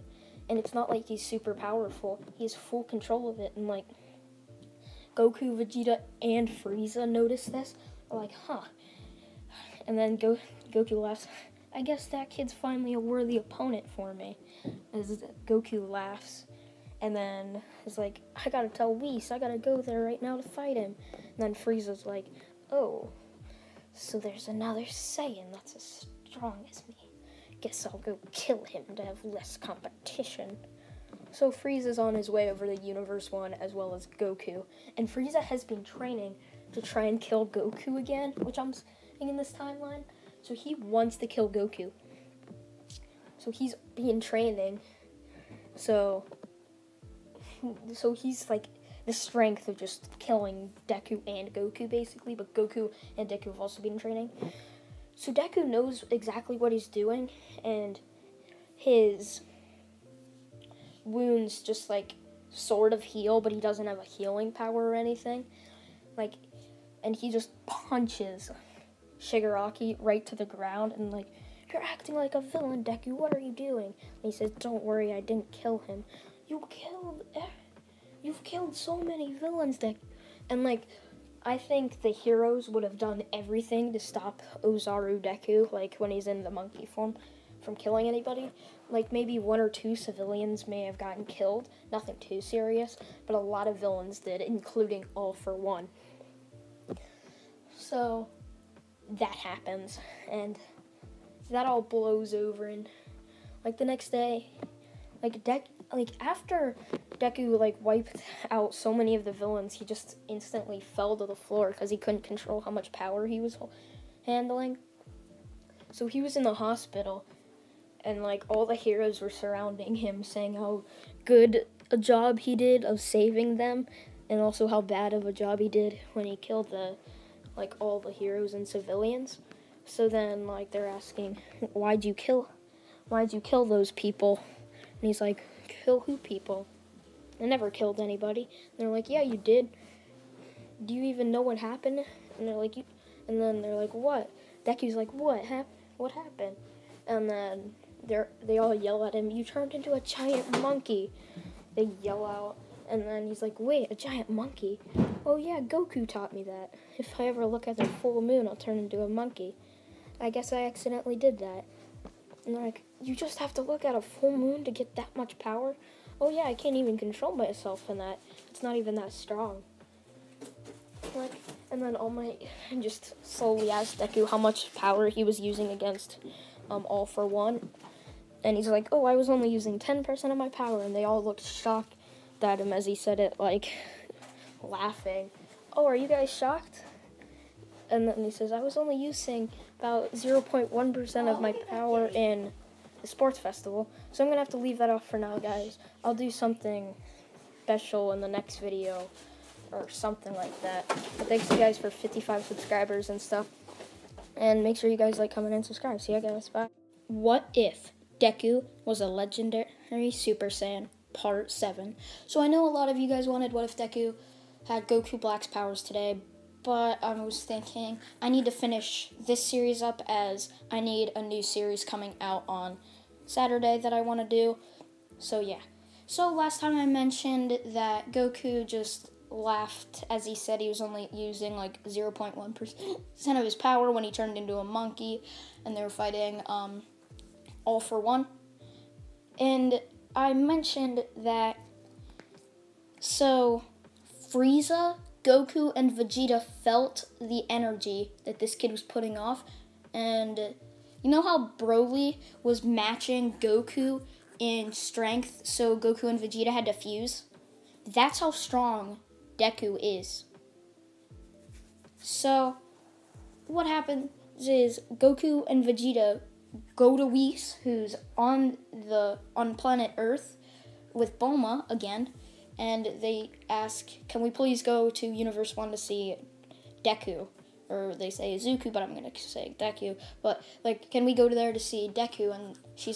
And he's like, oh, yes. yes, he's grown very strong. I'm supposing that you want to fight him now.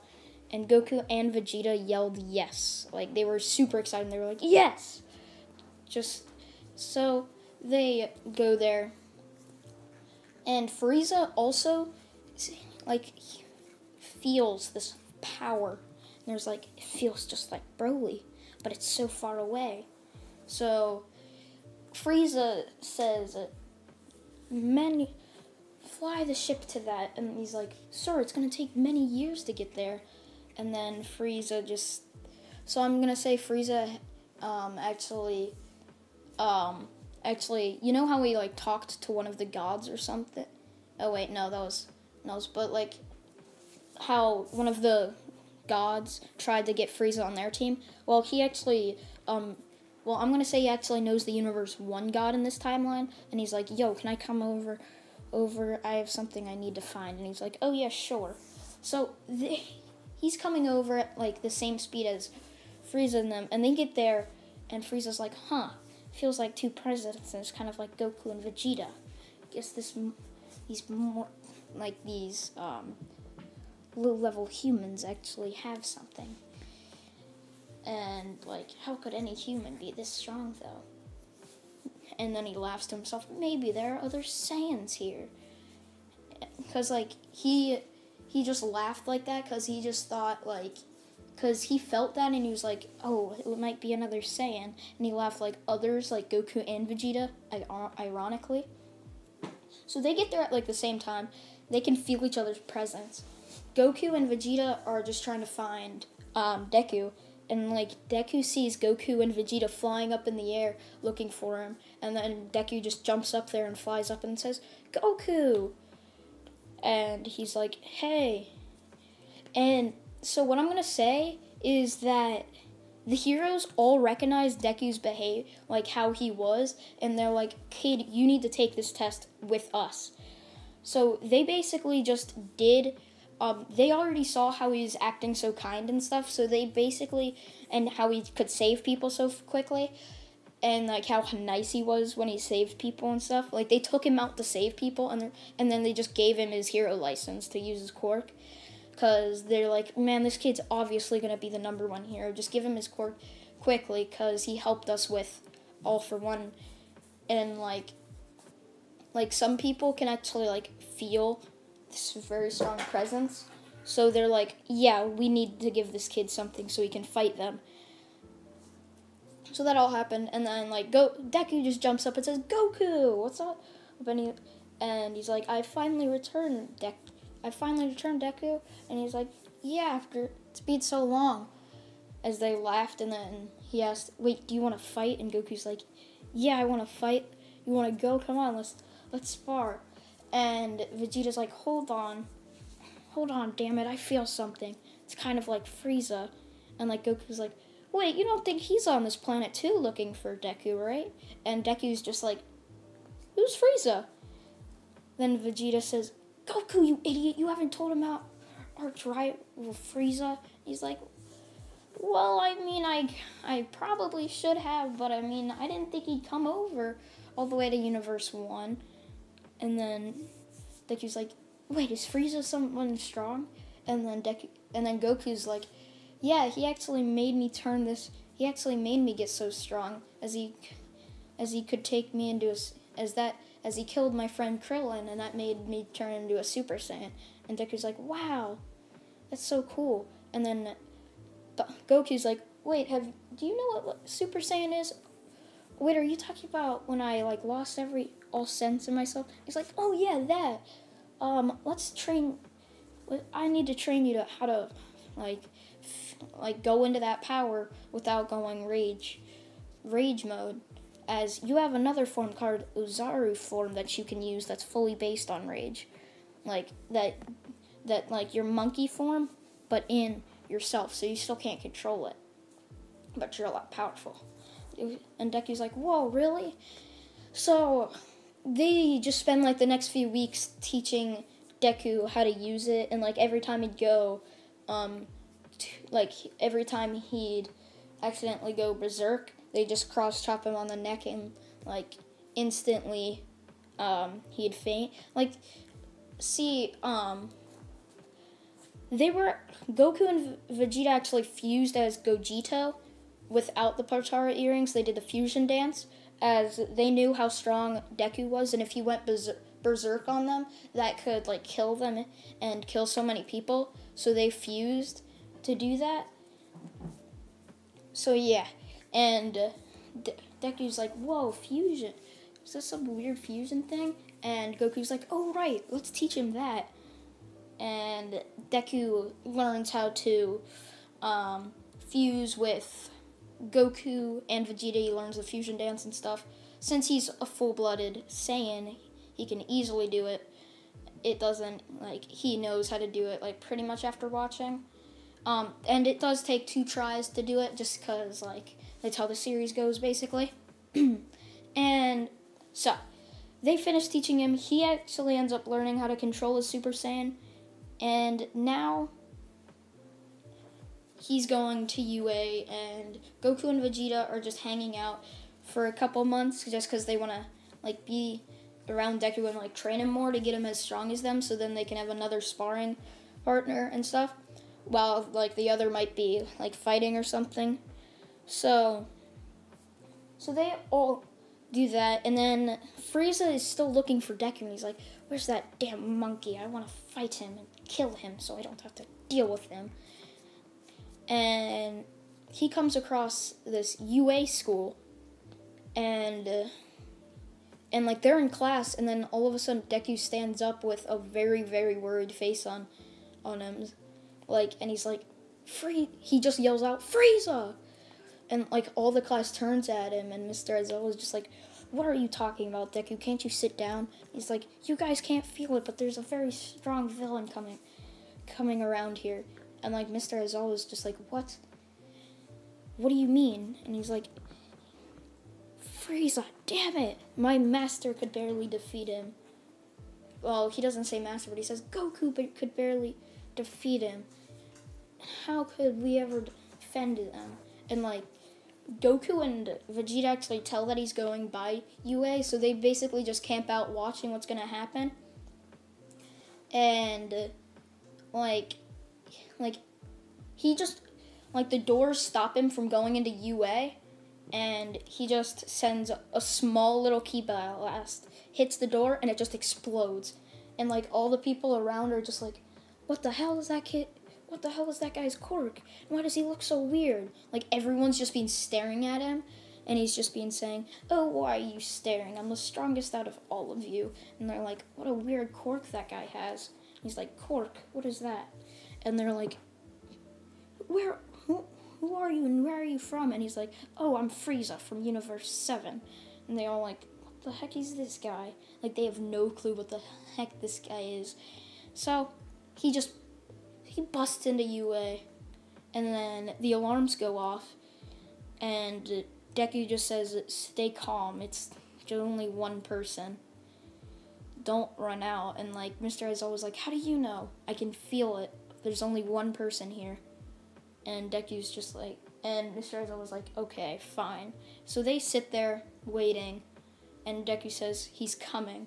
And Mr. Aizawa was like, damn it, why didn't we leave? Because then he would have followed me. So Deku's just sitting in his seat, well, kind of worried but also smiling, like, yes, I finally get to fight another strong opponent. And Frieza gets to the door, and he says, and then Deku's like, here he comes. And then Frieza just kicks down the door. He's like, hello, monkey, where are you? And like everyone's shocked, monkey. And then he's like, oh yeah, I turned into my, don't you guys remember when I turned into my monkey form? And they're like, oh yeah. Like, he still has his tail, because his tail actually grew back, I think. Not really sure if they cut it off or not. I think they did, but his tail grew back. And he's like, oh, you're the monkey I've been looking for. He's like, stop calling me that. And he's like, oh, I've called Goku and Vegeta monkey so many times, and you little brat won't be able to stop me. As he just takes Deku's hand and just throws him out the window, and Deku just is flying into a bunch of buildings, and Mr. Aizawa tries to use his quirk, but nothing happened, and he's like, what the hell? And that's when Deku flies back in, punches Frieza the other way, and says, he's not from here. He's from Universe 7, and he's not even human. He's just like me, but different species. And everyone turns like, just like you, different species. Wait, are you saying you're not human, Deku? Are you saying you're corkless? And then Deku says, yeah, maybe. And like everyone's shocked, like, what? How are you corkless? And then Deku says, I'm not even a human. Like, I'm 100% full-blooded Saiyan. And they're like, Saiyan? He explains that he can like power up and stuff, and he can go monkey form and stuff. And like, I thought that was your quirk and stuff, Deku. Well, yeah, it should be. But I actually came here when I was a baby with my mom and dad, because we were banished because I was stronger than the entire... Because when I was 3 days old, they checked my power level, and I was stronger than the entire planet combined. So, like, I'm going to say Universe 1 Saiyans are pretty weak, but Deku was, like, the strongest. He was equal to Broly when he was born. So, and, like, the king of the Saiyans kicked me out, kind of like how they did to another person in Universe 7. And, like, Mr. is always like, so he doesn't have a quirk, and he's stronger than all of us, maybe even you. And he's like, yeah, he's probably stronger than me. And so, like, all the heroes rush to like, UA and stuff. And, like, Deku is, like, they're out in, like, the courtyard and stuff, just, like, talking to each other and, like, insulting them. And, like, All Might and them are about to fight him, and Deku yells at him, stop, you idiot! Like, they've never seen him this, like, angry before. If any of you get close to him, he can kill you in one punch. And they yell, what is his quirk then? And he's like, he doesn't have one. He's not human, just like me. And, like, damn it. Why does Deku always know what these things are? Like, they all are confused, like, doesn't have a quirk. And then Mr. Aizawa shows up and says, Yep, he explained it. He's from Universe 7. Like, Deku has actually explained the universe thing to everyone, because Goku did and told him he probably should. So he did that, and, like, they're all like, huh. Like, they're all confused. Like, why would he come here? And he's probably like, to kill me. Because I'm another monkey in his way. And they're like, monkey? Yeah, I'm a Saiyan. And we're like monkeys and stuff. And then they begin to fight, and Goku and Vegeta are just watching, and then Goku teleports, or instant transmissions, right in front of Deku and blocks one of Frieza's punches. Deku's like, Goku, why'd you do that? And, like, Vegeta's on the other side, because he was, like, Goku yelled at him to, like, touch his back so he could, like, teleport him with him. And then they're there, and they're like, and then he's like, oh, you guys showed up. I knew you were here. And he's like, we know. No, you can't just... No, why are you here, Frieza? And to kill this kid. And, like, Goku just gets mad and just goes Super Saiyan. Why'd you come here just to kill me? What's your problem with me? And then Frieza's like, 'cause you're a stupid monkey.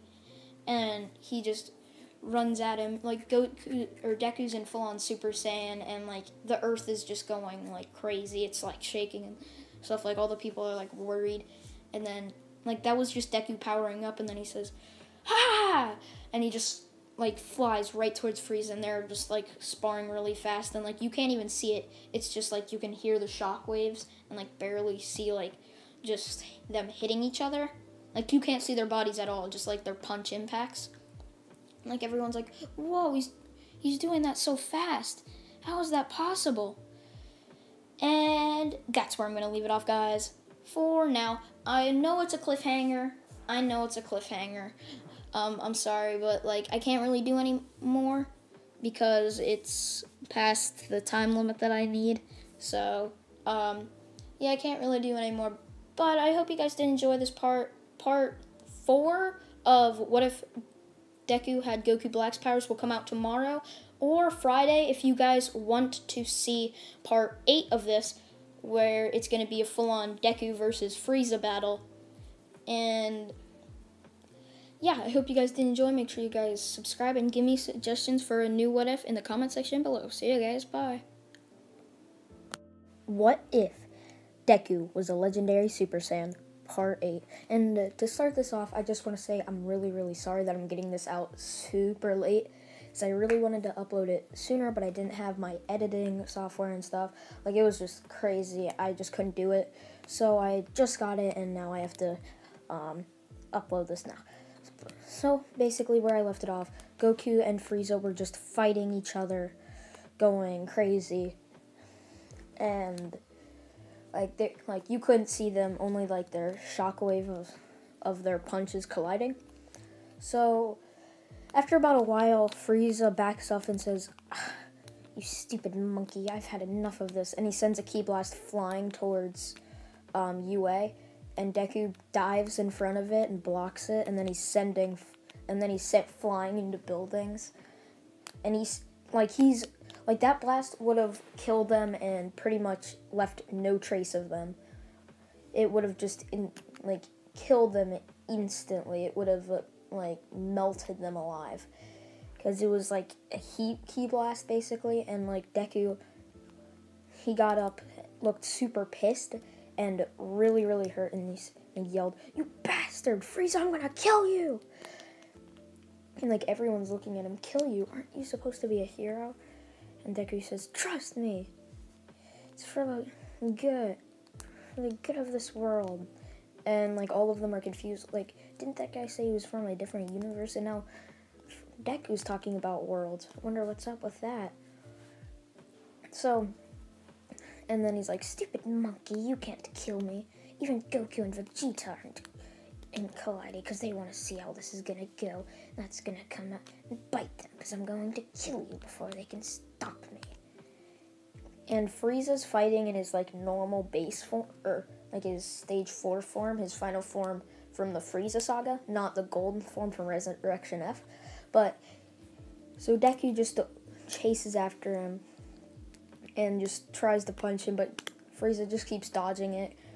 Because Frieza was only like using 75% of his real power against Deku, and now he's using 100 of that final stage. And now Deku's just getting like beat up, and all the class is worried. And then he gets sent flying backward. Deku gets sent flying, and he's knocked out. He's knocked out for a good 5 minutes, and like all of Class 1A is knocked out and like on the brink of dying from Frieza just hitting them with one punch in the stomach. And they're all like, they're basically just like how what's his name, Miro hit them all, but much, much worse. Because Frieza wasn't trying to kill them, he was trying to make them suffer.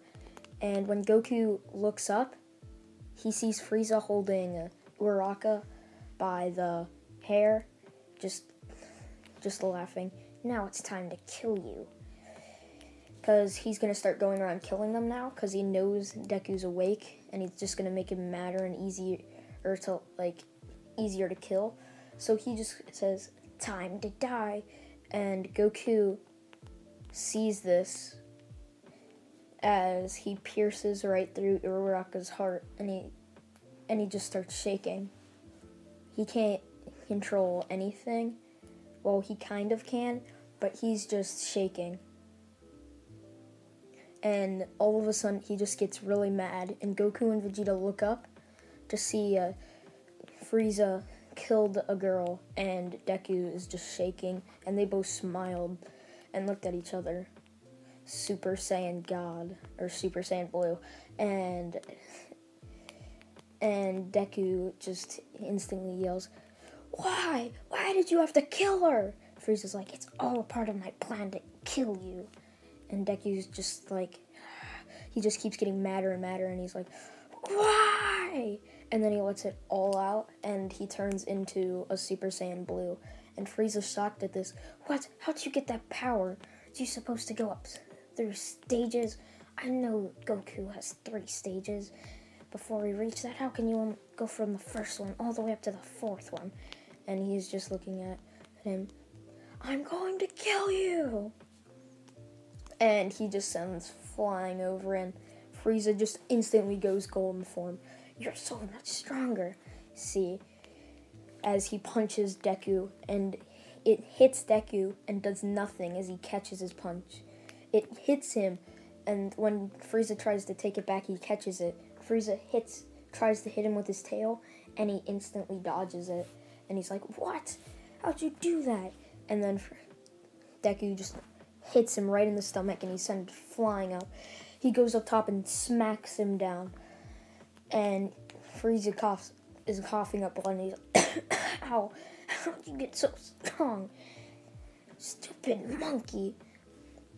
And, like, Bakugo gets up and starts charging at Frieza, like, "I'll kill you for hurting classmates." And Frieza's like, "Stupid mortal," or not stupid mortal, but stupid kid, as he flicks the air, sending Bakugo flying into a building. This just gets Deku even more mad, as he yelled to Bakugo and all the classmates not to interfere. It's like, "Damn it, Bakugo! Damn it, Kacchan! Why'd you have to do that?" And then he looks back at Frieza, just in pure rage at him. And Frieza's, like, kind of scared at this, because, like, even Goku's Super Saiyan Blue form for the first time could beat his golden form. And that was not that long ago, so he's only had a little bit of training, but Deku has trained so much with Goku and stuff that he's just about the power of Deku at Resurrection F. So if he just keeps getting stronger and stronger during this fight, then he'll end up killing Frieza. And Deku is, like, fighting him, but he also has a Zenkai boost, and he knows that Goku has,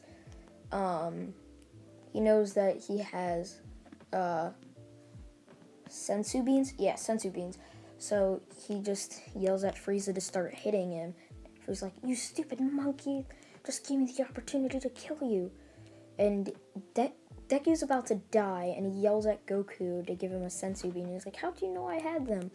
And he's like, "I always know you bring them. So how many times you've almost killed me." And he's like, "Okay." And Goku just stops, sends a bunch of ki blasts at Frieza, and feeds him the Sensu bean.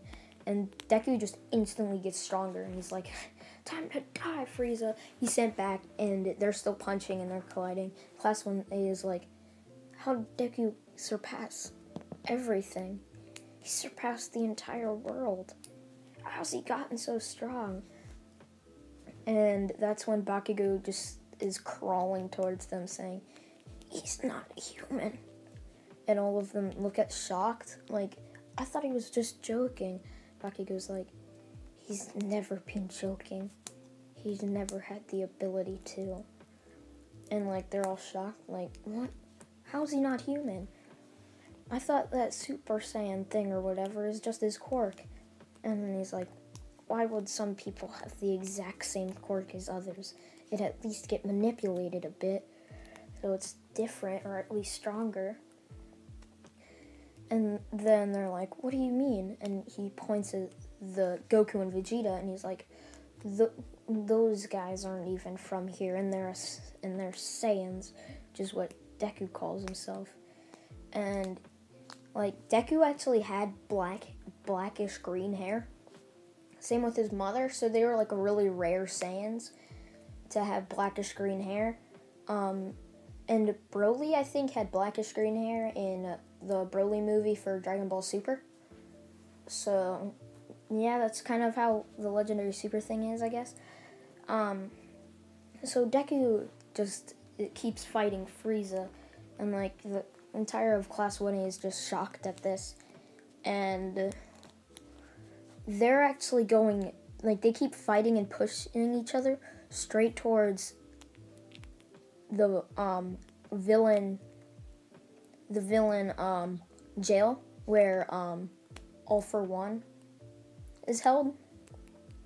And they end up breaking straight through that, and All For One's just shocked at the sheer power of what they are. And he's like, "I thought that one kid was strong. Who are these two?" As he sees that one kid who almost killed him is flying right through fighting Frieza. He's like, blue hair now? I thought he only could have like greenish yellow. And he's just shocked, like, is that some type of power booster?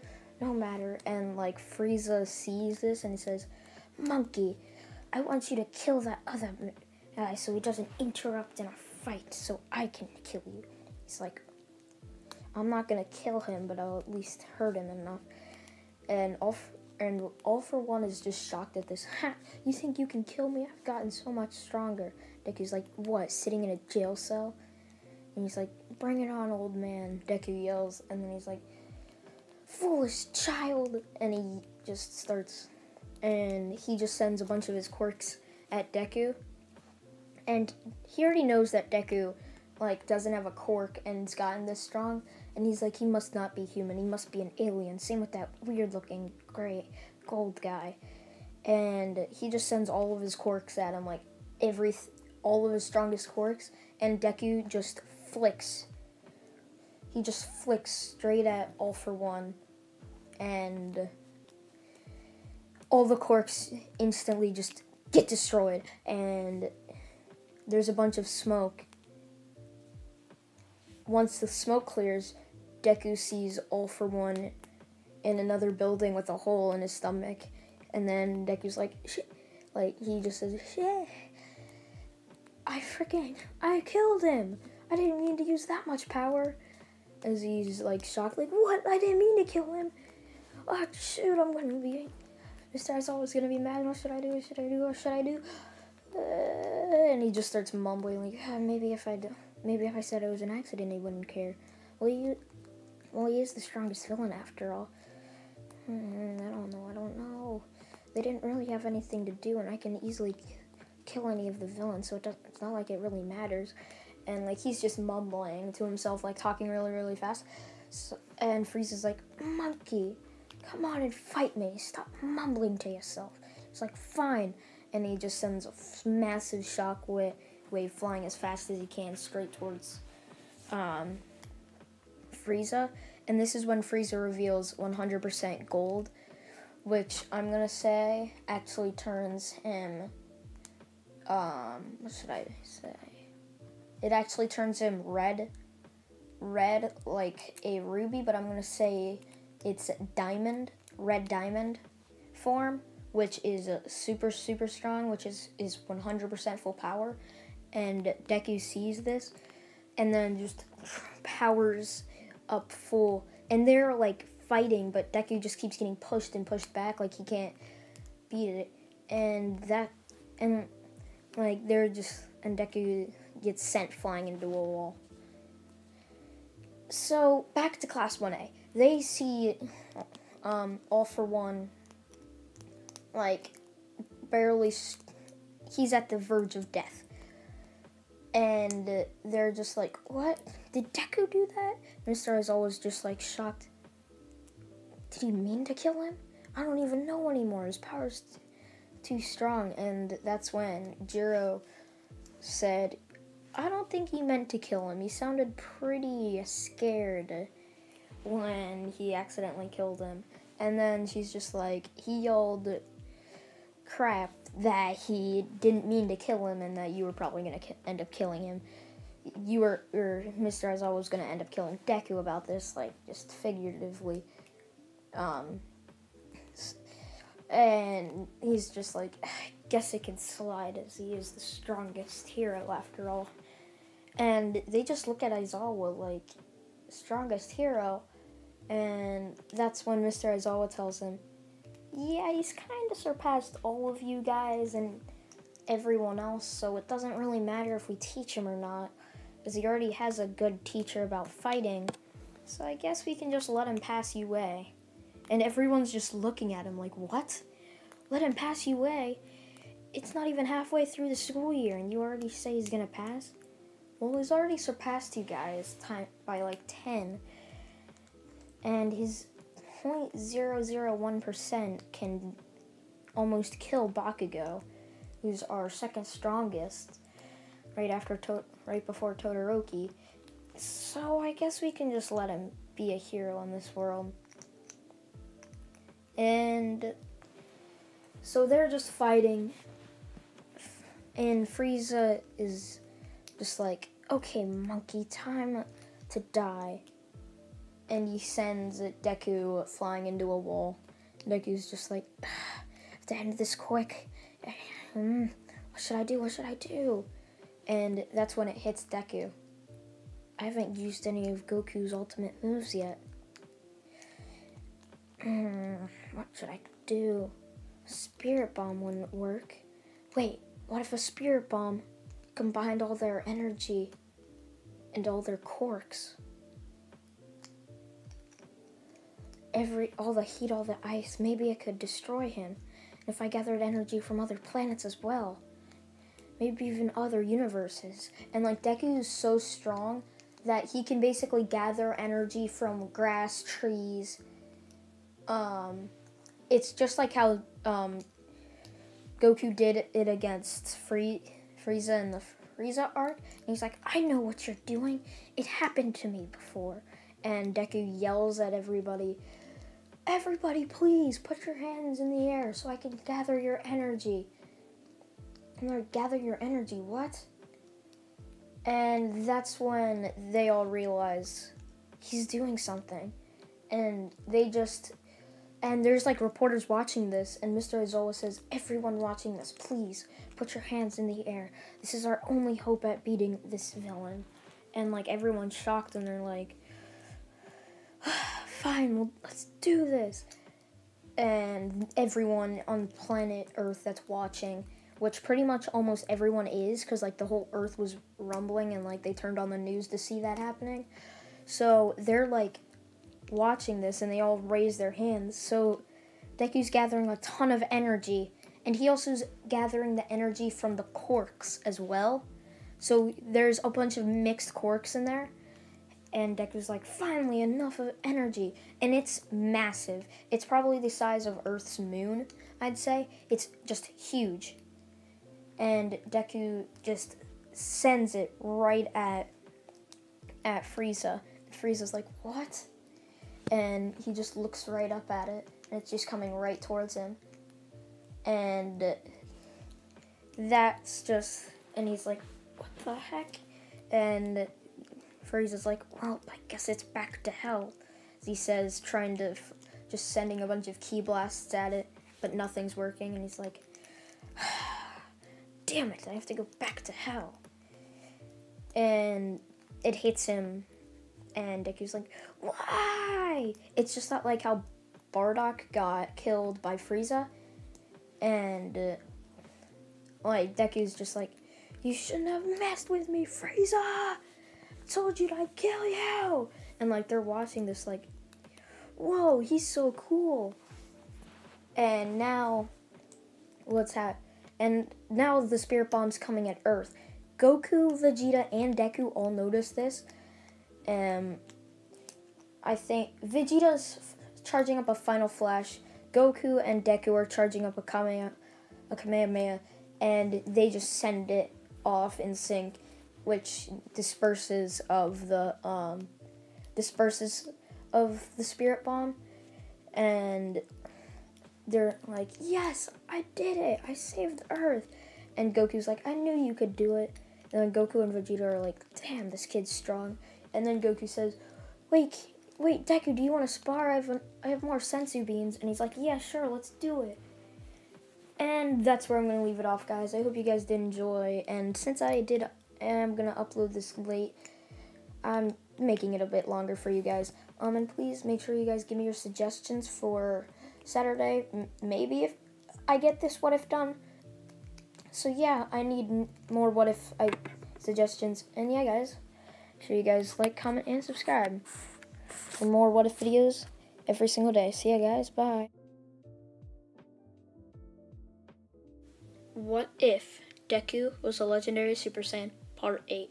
I know you guys probably still want me to do Part 4, what if Deku had Goku Black's powers, but I'm just going to finish this up, and what I'm thinking about doing is doing what if Deku was a villain, Part 1 tomorrow as my new what if. I'm not really sure yet. Please comment down below if you'd like to see what if Deku was a villain, because I do have a really, really good idea, I think, on what I could do with it.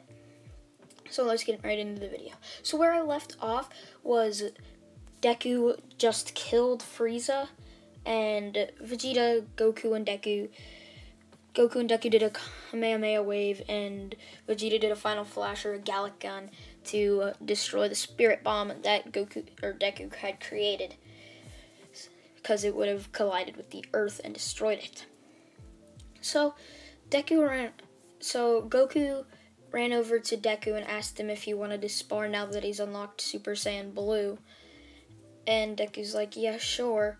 And then it instantly hits him, and he flies right back to UA. And he's like, and he yells, "Where's Uraraka? Where's Uraraka?" And they're like, "You don't remember, do you? That guy you called Frieza killed her." And Deku's just, the look of shock and anger in his eyes just completely takes over, and he goes Super Saiyan Blue and just says, "No! How could I let this happen? I'm supposed to protect you guys, not let any of you guys get killed. Why?" And he's just like super pissed, super mad. And like everyone's like crying, and like Deku's just like completely crying, like, "Damn it! Why couldn't I save her?" And like all of Class 1A is just crying, like, "Damn it, why couldn't we do anything?" And Deku's like, "It's not your fault, it's mine." And like they're all just sad and stuff. And then Goku comes over and says, "I have an idea, but you're going to have to leave this universe for a couple months to get your friend back alive." And Deku's like, "What do you mean?" And he's like, "Oh, you'll see." So Goku basically, or Vegeta basically goes to the richest person in the world and asks them to create them a spaceship, and they're like, "And why?" And like everyone was watching the fight with how Deku did, and then he just moves aside and shows them Deku, and they said, "We need it to revive a girl." And they're like, "What? What do you mean? Just give us the money to build a spaceship, then you'll see." So they basically go all looking for planet Namek in Universe 1. They end up finding it, so they go inside of it, or they go in it, or on it, and they find a Dragon Clan warrior, or whatever, and they basically ask them to come with us to become the guardian of Earth and stuff, and they're like, "Oh yeah, sure."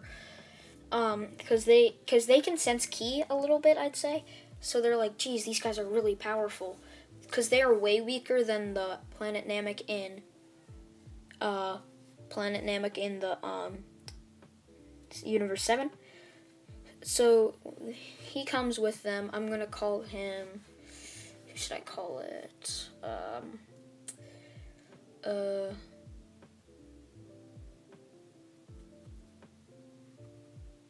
I'm just gonna say Kami. It's not really Kami, I'm just gonna say Kami though. So Kami comes, and he makes the Dragon Balls.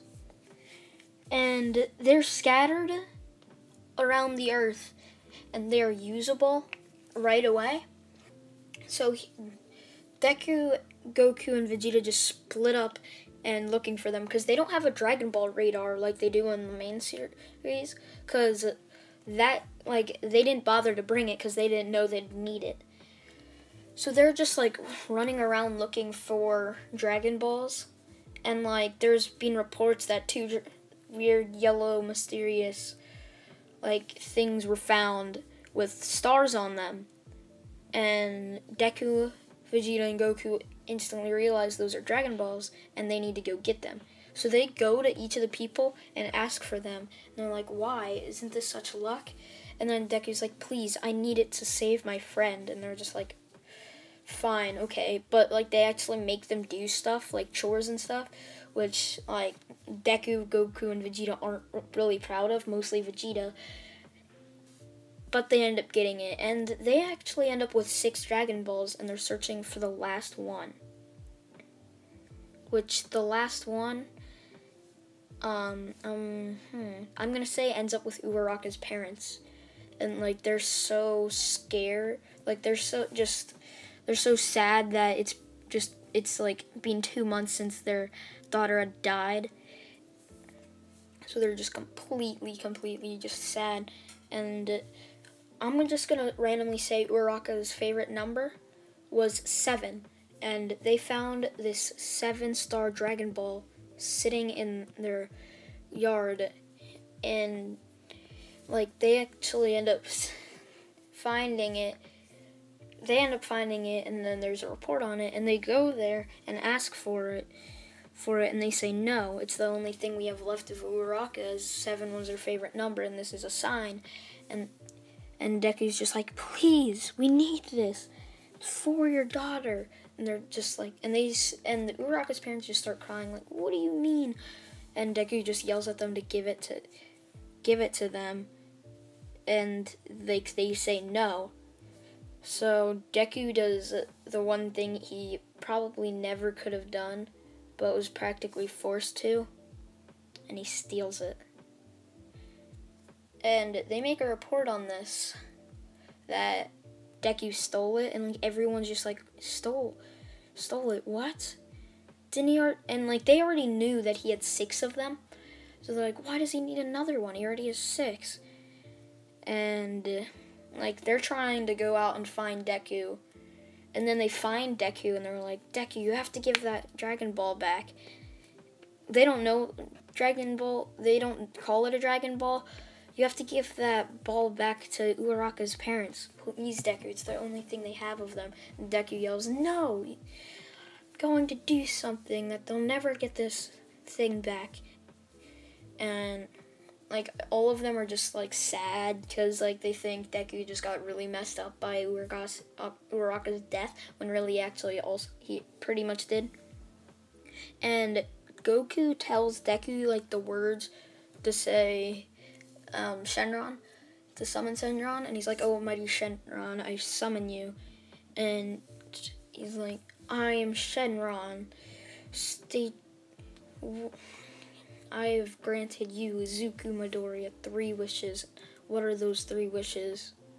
And then he basically just says that he wishes that Uraraka was still alive. And then he said, okay, that's done. Now what are your other 2 wishes? And like Deku's contemplating, like, what should I wish for?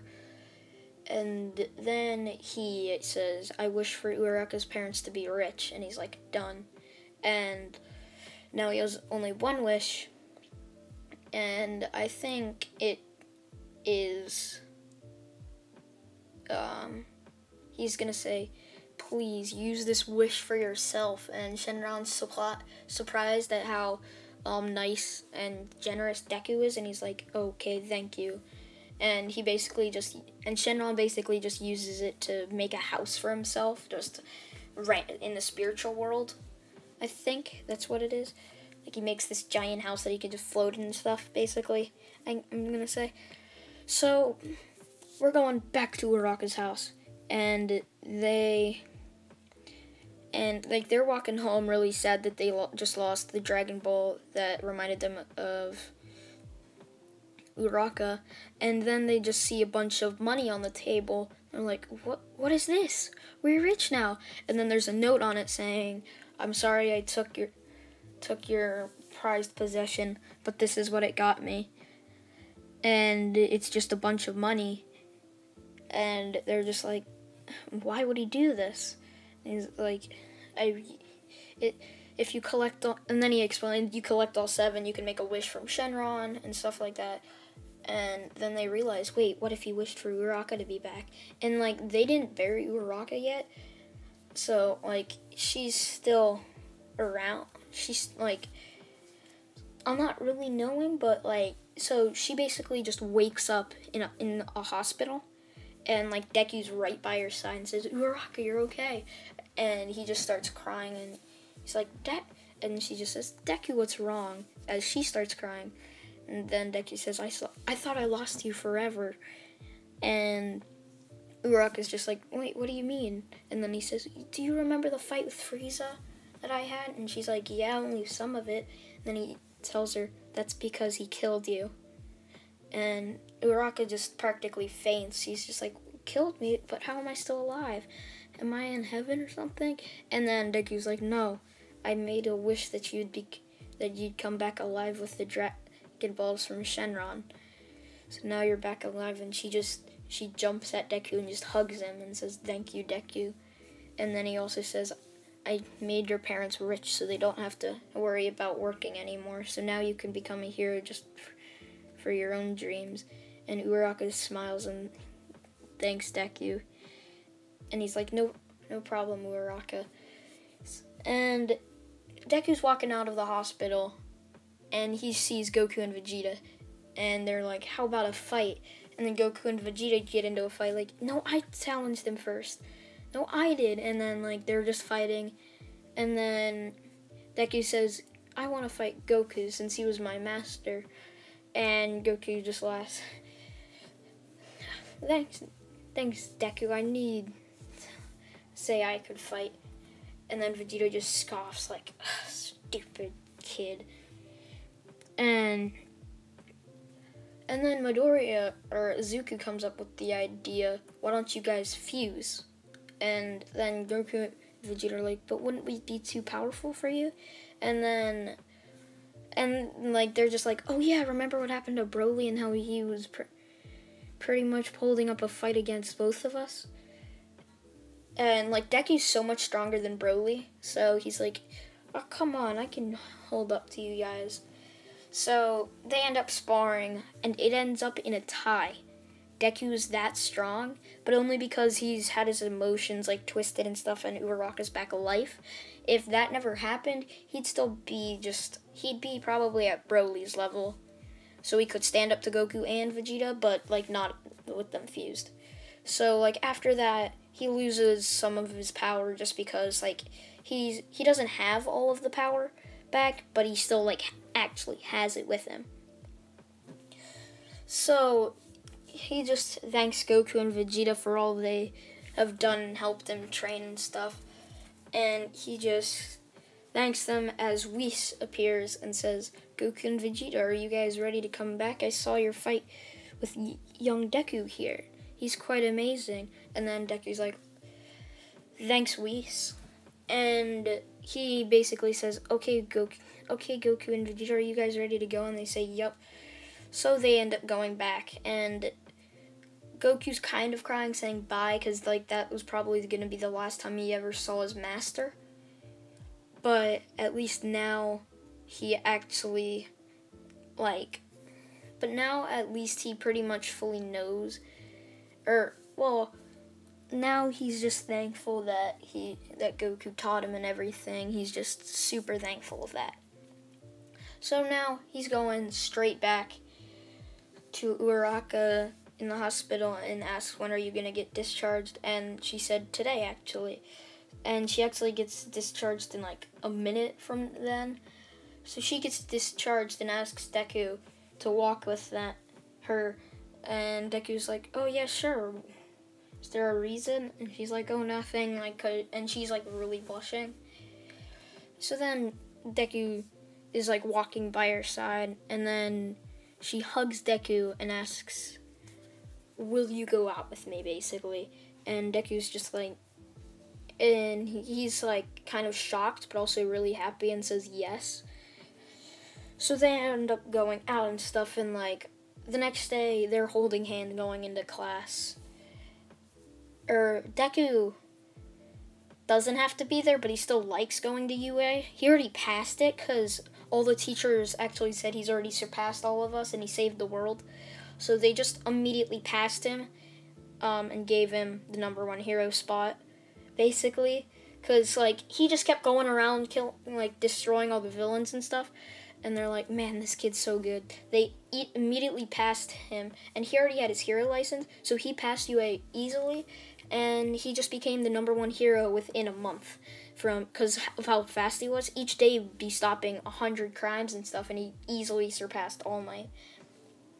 And everyone knew him as the Saiyan hero, Deku. and like everyone knew he wasn't human and he was quirkless. So they basically looked up to him, and Uraraka and Deku ended up getting married and all that stuff. And that's where I'm actually gonna end this what if off, guys. If you guys want to see a what if part 10 of where Deku and Uraraka is like after this, like maybe 5 years in the future or something, just comment that down below, and I'll do that part 10, but it would be like 5 minutes or something. So if you guys do want to see that, please tell me in the comments. And if you guys want to see what if Deku was a villain tomorrow, please comment saying you want that. So you guys, make sure you guys like, comment, and subscribe for more what if videos every single day. See ya, guys. Bye. What if Deku was a legendary Super Saiyan? Part 10. So, where part 9 left off around 2 weeks ago, Deku and Uraraka end up getting married, and that's where I left it off. But I did finish What If Deku Was a Villain early, so that means I'm going to give you guys what most of you guys wanted, and What If Deku Was a Legendary Super Saiyan Part 10. So to begin with, we are 5 years into the future. Deku has faced countless people, such as androids, just like how Goku did, and each time stopping them, just like how he did with Frieza. And now the world lives in peace as the current #1 hero, Deku, the current #1 hero, Deku, lives with Uraraka and 2 kids. I'm taking the easy route here. It's a girl with the quirk Fire Breath. Can't remember her name. But then there's another one named Toshi, after All Might, just because like All Might was a big part. Or actually, no, I'm gonna say Goku. He names the other kid Goku after Goku, who trained him and stuff. So we have I'm going to call the other girl Chi-Chi. Actually, I'm going to call the other girl Bulma, and then you have Goku, which the girl's Bulma, who has Fire Breath and is half Saiyan, and the boy who has Uraraka's quirk is also half Saiyan, named Goku. And Deku is just, he's the #1 hero, and wherever he goes, he gets recognized. And like heroes or villains are scared of him to the point, like whenever they hear the name, like there's barely any villains left because they're just too stubborn to actually not do this. And I'm actually going to say that the god of destruction, Beerus, hears about this powerful kid living on Earth. So he goes over and he's just like, kid, you seem so much more powerful. I will give you God Key in exchange if you fight me. And he's like, okay, sure. And then Beerus is like, but if you fail, I will destroy the Earth. And this instantly just makes Goku power up into Super Saiyan, or Legendary Super Saiyan Blue. And he's like, this is much more powerful than Goku's Super Saiyan Blue. So I guess you can fight me then. As they just have a sparring match.